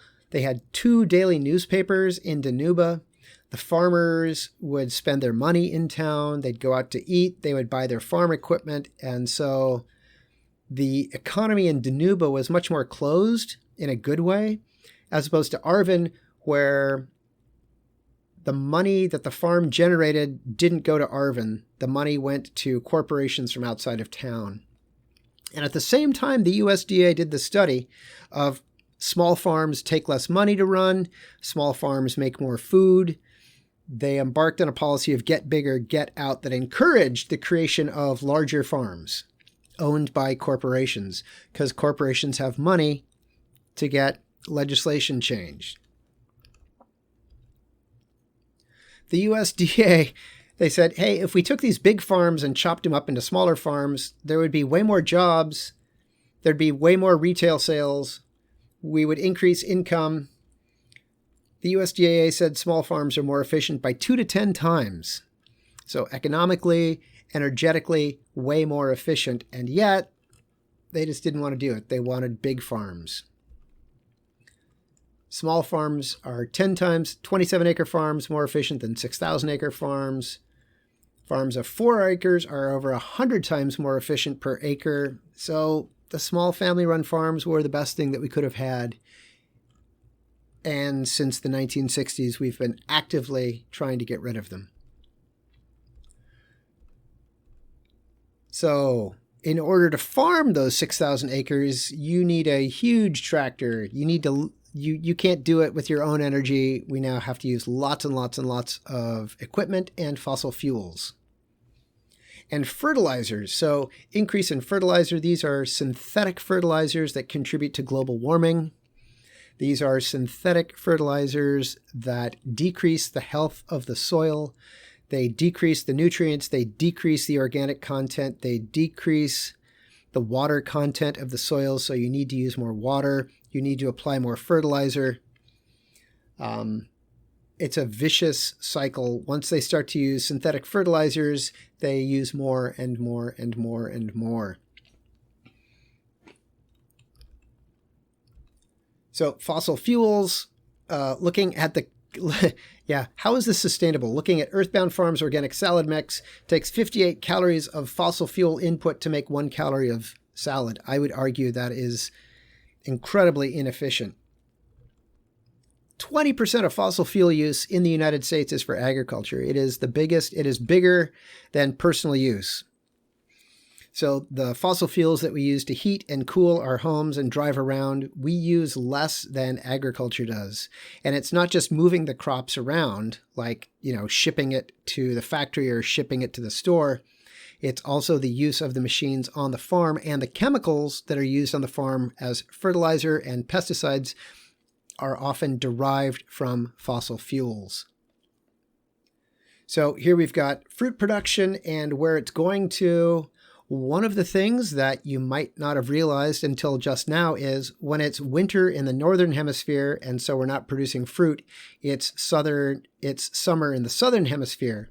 So a lot of the fruit that we get in the winter in the US is imported, shipped thousands and thousands and thousands of miles to the United States to take advantage of, if it's winter here, it's summer there, and vice versa. So all of this is contributing to global warming.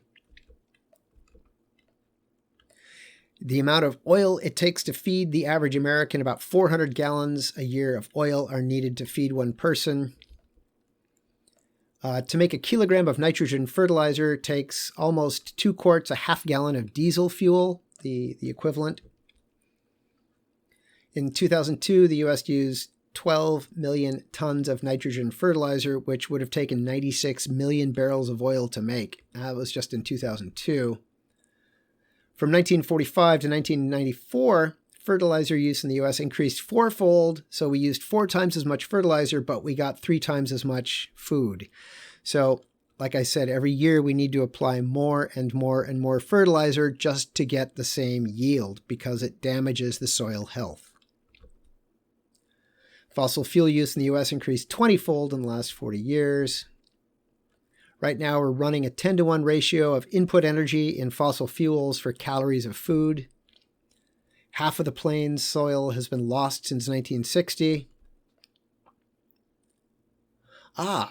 Hectares per tractor. So, yeah, this is really not very helpful. I understand what it's showing. It's showing how many hectares, which is the metric land area equivalent of acres.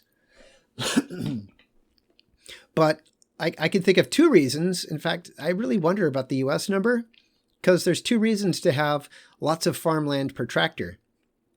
Reason number 1 would be you're a poor country where the farmers can't buy a tractor, so there are no tractors. Or reason 2 for lots of land per tractor would be you're an American and your farm is so freaking huge that you've got the one giant tractor that you use. So you've got 1 tractor per 500 hectares, which would show up the same color on this map, but be socially, economically, environmentally, everything would be totally different that you've got 1 farmer or 1 tractor per 500 hectares. So I'm just going to look at it as a function of development. The countries with enough money to buy tractors are doing it. The countries that don't have the money to buy those tractors aren't. So 2 more aspects. We've got heavy machine, heavy fossil fuel use. The food isn't sold to producers, or the food is sold to a producer. Instead of, like if I was a Yolo farmer, I'm growing tomatoes and I've got a contract with Campbell's to deliver 40 tons of Roma tomatoes on August 1st or whatever. So the goods are sold to a producer who's going to process them and then either sell it to you as tomato sauce or make it into whatever Trader Joe's frozen spaghetti and meatballs bolognese. Not sold directly to the consumer. It's sold to a producer, to a processor, to a middle person. And they're using lots and lots of chemicals, fertilizers, pesticides, herbicides. Here we've got fruit production again with back to the fossil fuel use in the shipping. Heavy chemical use, pesticides to kill bugs that eat your plants, herbicides to grow other weeds that are competing for water and light with your plants, and fertilizers to supply valuable nutrients to the crops that you're growing. However, synthetic fertilizers, as I've said, they reduce organic content, they reduce the nutrient capacity, they reduce the water holding capacity, and they increase the compaction. So the soil isn't as fluffy, as loose. It's a heavy soil, and so the plants don't grow as well through it. But the response is next year I have to add more just to stay in the same, just to get the same yields. Diet. So in the Graves text, he's going to blow this out to foodways and preferences, cultural preferences for different foods. Part of that I would have mentioned, in fact, did mention when we were talking about folk culture and saying things like, yeah, stir fry in China totally makes sense because we have a high population density. We've been living here for 10,000 years in the same village, so there's not a lot of wood left, as opposed to the wetter climates with lower population densities in Europe and the east coast of the United States, where there's so many trees that we're never going to run out of wood. And if I want to make a stew that I have to simmer for 4 days, that's cool because we've got unlimited trees. Leading food energy source, wheat. I keep saying wheat is the most popular. Corn in other areas. Rice in Asia. And I'd love to, I would think would be things like millet and sorghum, cassava, places where people get enough food, the US, places where people aren't getting enough food, the developing countries, Bolivia, Uruguay, Namibia, Botswana, Zimbabwe, Mozambique, Madagascar, Angola, Zambia. Percent income spent on food. So some of these places where they're not getting enough to eat, they're spending 40% of their income on food. In the US, we spend about 20%. Percent protein from meat. There's a couple regions, Argentina, the United States, Mongolia, and Spain, and Australia, where they eat lots and lots. 30% of the proteins from meat. In other places, China, 10 to 19% is from meat. Leading protein source, these countries are getting their protein from cereals. So corn, wheat, barley, oats. In the pink places, they're getting at least 25% of their protein from meat. So again, Australia, it'd be really interesting to compare this to places with high blood pressure and heart attacks.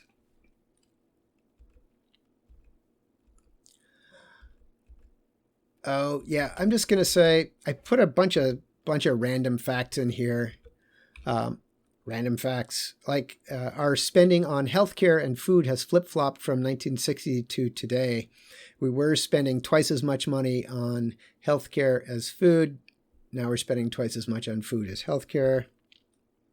30% of children's meals are fast food. A fifth of American meals are eaten in cars. Teenagers, 20% of their calories are from added sugars in their foods that they're probably unaware of, not even aware that they're there. That would be like corn syrup in bread products, for example.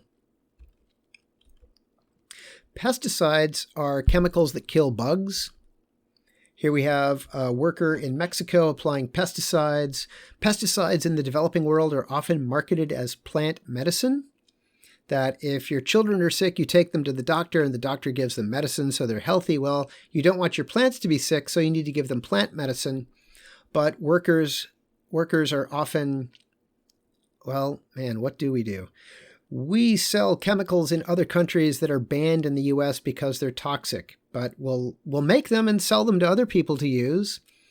Those chemicals that show up in the third world or developing world often don't have the instructions for protective clothing.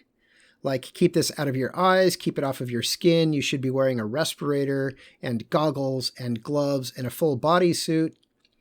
Some places farmers will dilute because they know you got to water it down. It's often sold and shipped in a concentrated form because water is expensive. So you just add water. But the way that they dilute it is by taste, not realizing that the pesticides are in fact nerve agents. Yeah, all the pesticides that we use pretty much were an outgrowth from chemical warfare experiments in World War I, when we realized that we could make chemicals that disrupt the nervous system, well, of humans, because we were trying to kill other humans for starters, but then we kept going and said, oh, there's these chemicals that kill bugs better than they kill people. We'll just use those on bugs. Pesticide poisoning, over 10,000 deaths a year in the United States from cancer from pesticides. That's a super tough one to track, though, because cancer is often the result of long-term low-dose exposure, not like an incident. It would have been, well, for 20 years, you picked up a little bit every day, and now you've got cancer, as opposed to, last month I got DDT spilled on me, and this month I have cancer. That's not the way cancer typically works. That's pesticide poisoning. This is the 250,000 people estimated that die every year from direct exposure to pesticides that kill them dead then. Young girl drinking water from an empty pesticide container.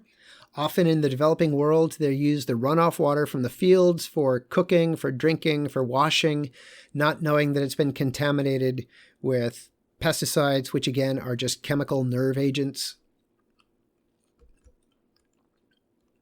It is the largest polluter of water. Agriculture in the United States is the largest polluter of groundwater. 14 million people drink water poisoned by agriculture. 70% of water pollution in the U.S. is from agriculture. Until very recently, farmers were exempt from some parts of the Clean Water Act. So they didn't have to follow the same rules about discharging toxic substances into the waterways that you would. Lots and lots of heavy chemical use. Works out to about 1.5 billion pounds a year in the US of chemicals for agriculture. Works out to about 20 pounds of pesticides per person. That's how much gets used in the US every year. For comparison, the average American eats 5 pounds of butter and 8 pounds of coffee a year. Here we've got aerial spraying of pesticides. This could be the Sacramento Valley. They look like citrus trees. Up to 95% of the chemicals drift away without landing on their intended target and doing what they're supposed to do. So they're killing randomly. They're killing whatever they land on. They're drifting off outside the field, landing on homes, playgrounds, drifting into creeks. It is an extremely inefficient way of doing it, but if you have more money than you have time, it's the way you do it because you can blast a whole field in an afternoon and it's taken care of. Cotton, again, I'll have some videos about organic cotton. Cotton is one of the worst crops that we grow. Cotton accounts for about 25% of the ag chemicals used. It accounts for only 5% of the crops grown. It's about 1/3 of a pound of extra chemicals per t-shirt, the amount of chemicals that are required to grow cotton. 57 million pounds of chemicals used in California over a 6-month period just to grow cotton. At every phase of its life, it's being bathed in chemicals. It's got herbicides when you first plant it, herbicides and pesticides so that bugs don't eat the seeds before they sprout. And once they're sprouting, they're spraying, again, pesticides to keep bugs from eating the baby cotton and herbicides to keep other plants from growing. And then towards the end of its life, they've got to spray it with a defoliant to make the leaves die and drop off. Incredibly toxic, incredibly toxic. But that's what we do. Rather than growing hemp, which doesn't require the same chemicals, it's a much better crop to grow for fiber than cotton. Or just growing organically, which is more expensive because the costs of the damage, the cotton grower isn't paying the costs of the damage. We are. Society pays the cost of them poisoning the environment. Society pays the cost of those sick farm workers. Society pays the cost of species going extinct and loss of biodiversity in streams because of runoff of toxic chemicals because of cotton. Here we have people picking cotton by hand in Africa. Pesticides, cotton. Aldicarb is, ironically, aldicarb can make frogs turn hermaphroditic. There's a researcher at Berkeley who was studying the effects of aldicarb, and he was actually raising frogs in tanks, and the water in the tanks had aldicarb, and the water in the tanks had aldicarb at levels allowed by the EPA. So according to the EPA, there was nothing wrong with the water, but the frogs that were being grown in the tanks with aldicarb, the boy frogs were developing ovaries, the girl frogs were developing testes, and so you had higher rates of hermaphroditic frogs. As a result of growing aldicarb, the response of the company that produced this chemical was to hire private investigators to follow the researcher and launch a personal smear campaign against them so that we wouldn't know that aldicarb is poisoning the environment. Yeah, aldicarb, it takes a long time to ban them. It gets into water. We can't filter it out of the water. It's affecting communities across the U.S. Groundwater. Yeah, this one blows my mind. Percentage of food samples tested by the USDA in 1980, which contained pesticide residues, 38%. So almost 40% of the food samples had pesticide residues. Of the almost 500 pesticides identified as likely to leave residues, the FDA has tests that can pick up 40% of those. So the other 60%, so there'll be 200 pesticides the tests will detect. The other 300 pesticides, if they're in your food, the USDA or the FDA tests won't pick it up, so you don't know if it's there or not. But if it is, it's harmful. Pesticides.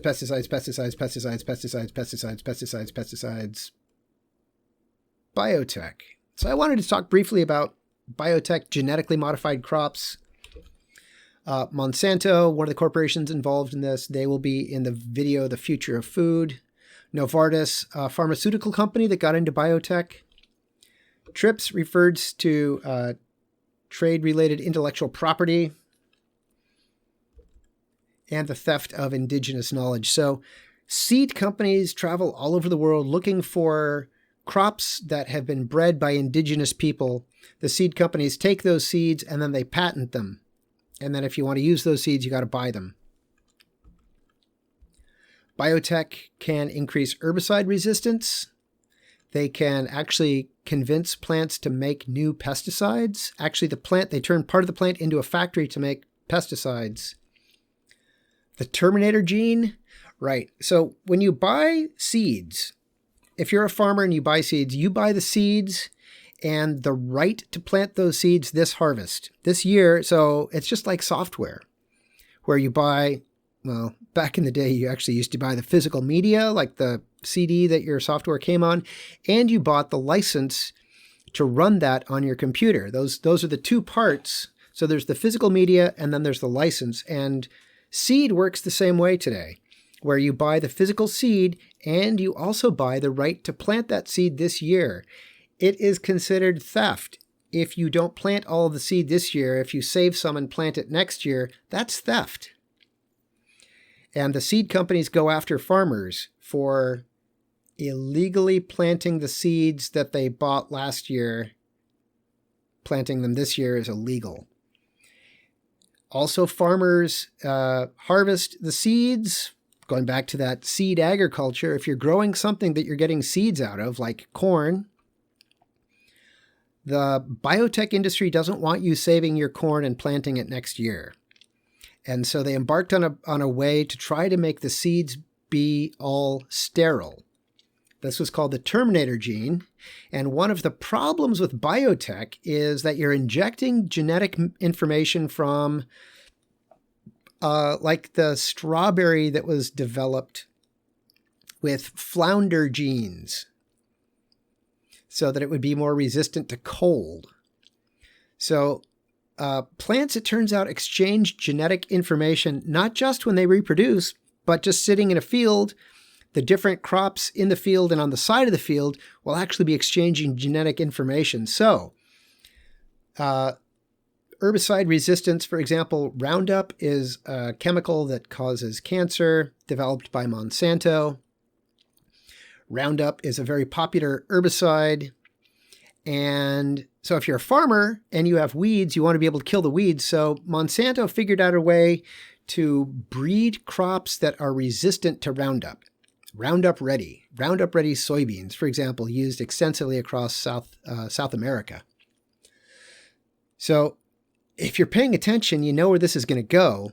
If they've figured out the gene that's resistant to the herbicide, and you put that in the crops, and the crops are swapping genes with the weeds, next thing you know, you've got Roundup-resistant weeds, and that's exactly what's happened. And that's part of the reason the public outcry to Monsanto's proposed Terminator Gene is, oh my God, what if that gene gets out into the wild?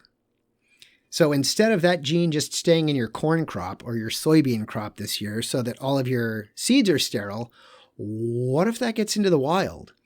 What if that gene then spreads through native plants in the wild and they all die? And the answer is, well, it could happen. So Monsanto said, well, I guess we're not ready for the Terminator Gene, but they thought it was a good idea and were trying to bring it to market. One of the success stories of the biotech industry is this golden rice that they trot out.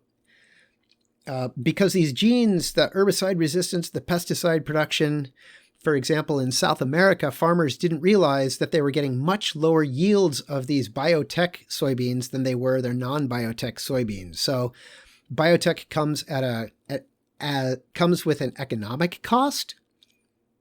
It comes with an environmental cost.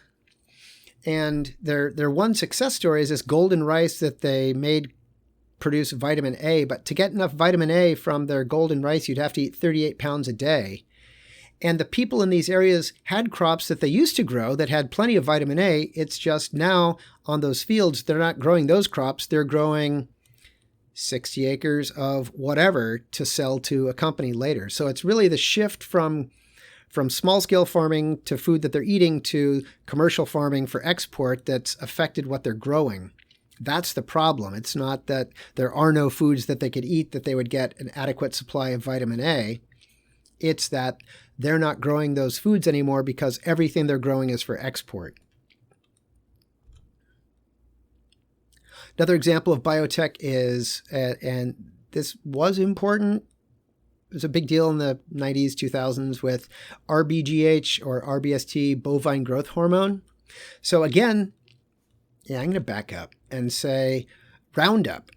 The chemical Roundup was started as a thought experiment by a professor at UC Santa Cruz. Or actually, Agent Orange was started as a thought experiment. It was, could we make a chemical that would convince a plant to grow so fast that it would starve to death?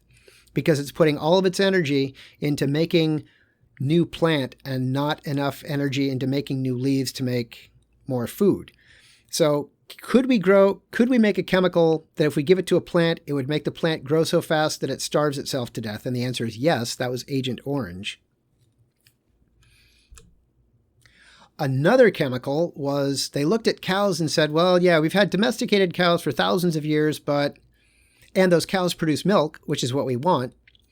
But I don't think, millions of years of evolution have really fine-tuned the cows. So they came up with a hormone that increases milk production by 25%. And it's called recombinant bovine growth hormone. And the cows use up the hormone so it doesn't pass through into the milk. So the company could say, there's no difference in the milk between cows that are treated with this and cows that aren't treated. So the advantage is, as a farmer, you get 25% more milk. You need to give your cows these shots of this RGBH, but then the cows produce more milk. Well, the cows were doing just fine. There was no problem with the cows. The problem was somebody looked at the cows and thought that the cows weren't good enough. So they injected the cows with this chemical that make them produce more milk. Well, where did they get the extra stuff to make the milk? The answer is they were actually leaching it from their bones, that cows were collapsing from osteoporosis because this hormone cranked up their milk production, but to get the nutrients to put into the milk, they were actually taking it out of their bones. The cow's bones became weak and they were collapsing. The bones were actually collapsing under the weight of the cows. And the response of Monsanto wasn't to say, oh, I guess that's a bad chemical. The response of Monsanto was, oh, we just got to give the cows more protein. So let's take the dead cows, cook them, grind them up, and then feed them back to the cows. They don't do that anymore because of a problem with a disease called mad cow disease. Because there's two reasons your cow falls over and can't get up. One of them is bad proteins in their brain called prions. The other reason is because of osteoporosis. So your two options are you could call out a vet to do an autopsy and pay them, or you could call the knacker man who's going to come take your dead cow, give you some money for it, cook it up, and make it into cattle feed. So like I said, they don't do it anymore because of mad cow disease, but they still use recombinant bovine growth hormone. It's also one of the big problems, again, is economics, that as a big dairy, you could ramp up your production and flood the market with milk. So then the small farmers can't hang for a while because now the milk prices are so cheap that they're not making money, so they close. So their dairy space gets taken over by a larger dairy that is then using this. Oh, also there's a dramatic uptick. 79% increase. Monsanto's studies showed a 79% increase in udder infections, which means there's pus and bacteria in the milk, but you'll never notice it because in the homogenization process, everything gets ground up and made really small. So they also have to use more antibiotics to keep the cows from getting sick because they're already getting sick because of the chemicals, which means that there's more antibiotic-resistant bacteria. Things like MRSA, methicillin-resistant Staphylococcus aureus. There are now bacteria that we cannot kill with anything because anytime you use antibiotics, you kill, sure, 99%, you kill 99%. Well, we had 1 trillion of them to start with. So we killed 99%, trillion. I can't do that math. Oh yeah, there'd be 1 billion left. That'd be 1% would be 1 billion left. But the billion that's left are the ones that you couldn't kill with the first stuff. So now you're going to try a stronger dose in which case you could kill 99.9% and you're still going to have 0.1% left that's now drug resistant. So you try a different drug. You can kill 99.9%. That leaves 0.1% that's now resistant to both of those drugs, and it just keeps going on. It takes years to bring a new chemical to market, and if bacteria are happy, they reproduce every 15 minutes. Organic agriculture, huge topic. As I'm making this video, I'm thinking I'm glad I'm going to have another video next week for you to watch, because I'm sure there's little bits of stuff that I'm going to forget and need to include. So organic agriculture takes an integrated approach. It's not just looking at how do we maximize the yield of this crop. It's looking at the whole farm as a system. It's often called alternative agriculture, although it's the original form of agriculture. Many organic farmers say that when they think about organic agriculture and how to do it, they're looking at it as feeding the soil to feed the plant, that they are most concerned with long-term soil fertility because that's how over time they get good crops. In California, there's a certification process that you have to go through. It takes 3 years. You have to show them your soil plan. Here's what I'm going to do to ensure that my soil is healthy and stays healthy, and in fact gets better over time. You have to keep records of what chemicals you buy and when you use them. Those get audited. Same thing, chemical logs. On this date, I applied this many pounds per acre of this chemical. I wanted to talk about CSAs, Community-Supported Agriculture. Community-Supported Agriculture is also called subscription farming, where you would sign up with a farmer and you'd get some places, depending on how much money you want to pay, you could get a basket of produce delivered every week, or you get a basket that you have to go someplace and pick up once a week. It's small scale. For example, I used to belong to a CSA in Chico. That one farmer had 40 families that were subscribers.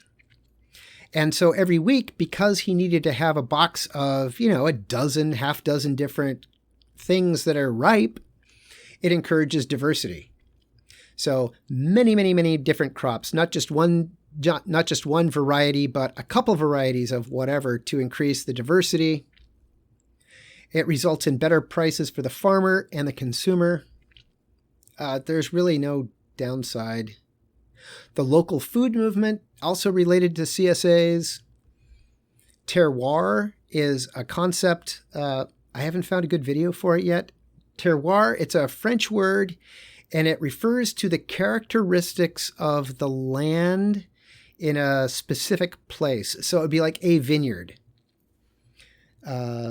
Or a region, an appellation, like all the names of all those foods that you probably don't know of.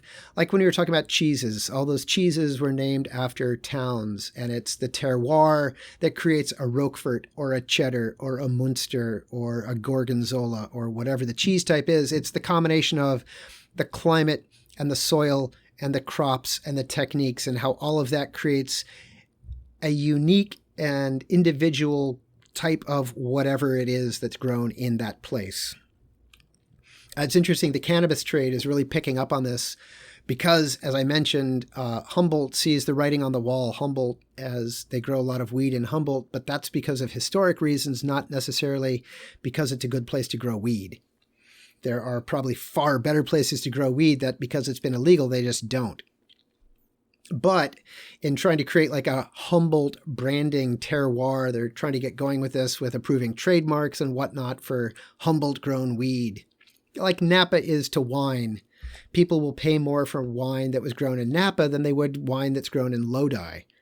Oh, $2 Chuck, Lodi. Exactly what I'm talking about. So this is going to be like the difference between more expensive weed and the kind of weed that they'll be selling at Costco before you know it. So terroir refers to the local nature of an agricultural product that would be the combination of the environment, the soil, the water, the climate, as well as the particular variety that you're growing. Like it might be a variety that they've been growing in that one valley for hundreds and hundreds of years that does really well there, and you can't grow it, or it's not being grown anyplace else. That's what I'm talking about with terroir.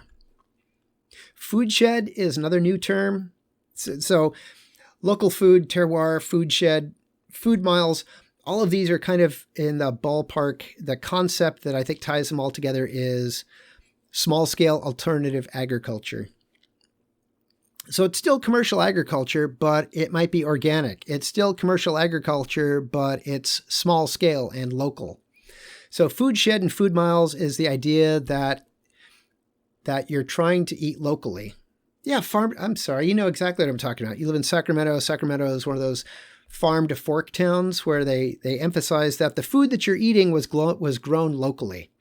So it doesn't travel as far, so it can be picked when it's fresher. It doesn't have to be picked when it's hard as a rock because it's got to be shipped 5,000 miles across the country. It can be picked when it's ripe because it's only going a couple blocks. So food miles refers to how far you're growing. Food shed is the region that's growing food that you eat. And the slow food movement was an Italian response to the fast food movement, where they said, no, we don't want fast food. We want to enjoy our food. We want it to be local. We want it to be prepared by chefs who appreciate the local varieties of food, our local traditions, the local ways that we cook. And so the slow food movement was a reaction to the fast food movement that in Italy, they said, in many cities, they said, no, we don't want fast food. We want to celebrate slow food. We want to celebrate having a meal with friends, with taking our time to enjoy life, to enjoy our food, to enjoy the meal, to enjoy life. Urban agriculture is just what it sounds like, growing food in infill locations, vacant lots, lawns being converted over to food. This is an ad from Langier Ranches in Escalon, California in the Central Valley, showing that they are about 90 miles south, unless that's Sacramento there. So they're 50 miles south of Sacramento, positioning themselves between San Francisco and Yosemite, south of Sacramento. Local food shed is a geographic area where food is grown and consumed. It also accounts for population density, land quality, and available distribution routes. 100-mile diet. So the idea that you would eat food that's only within 100 miles.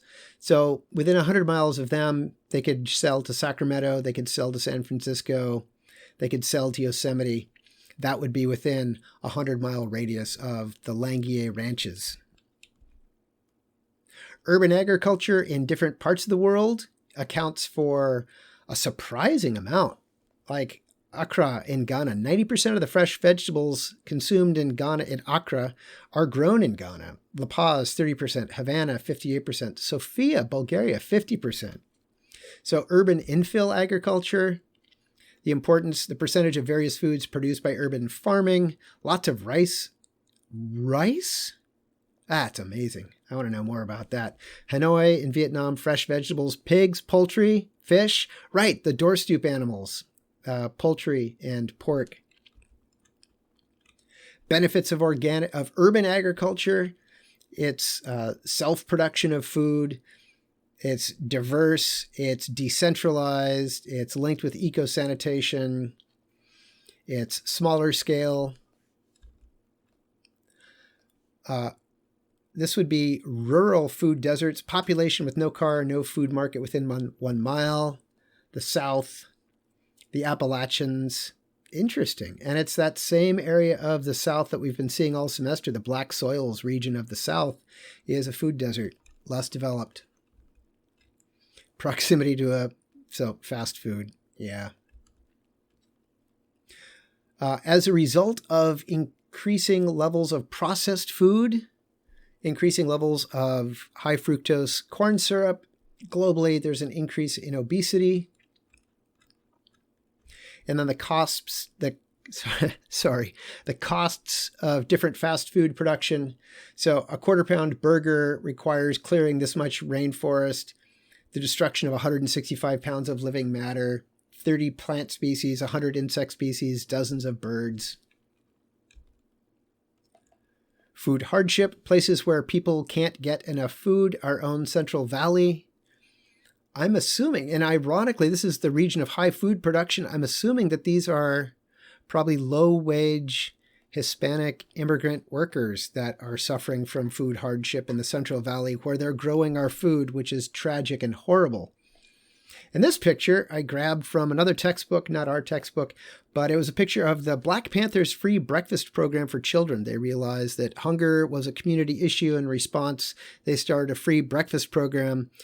Swear to God, in response to the Black Panthers' free breakfast program, they were labeled by the FBI the most dangerous group in the United States because of their community support efforts. Oh, that's it. That's the last slide for this week. Yeah, I hope you enjoy the slides. I hope you enjoy the video. I hope you enjoy the other videos. I hope you find the chapter on agriculture as fascinating as I do.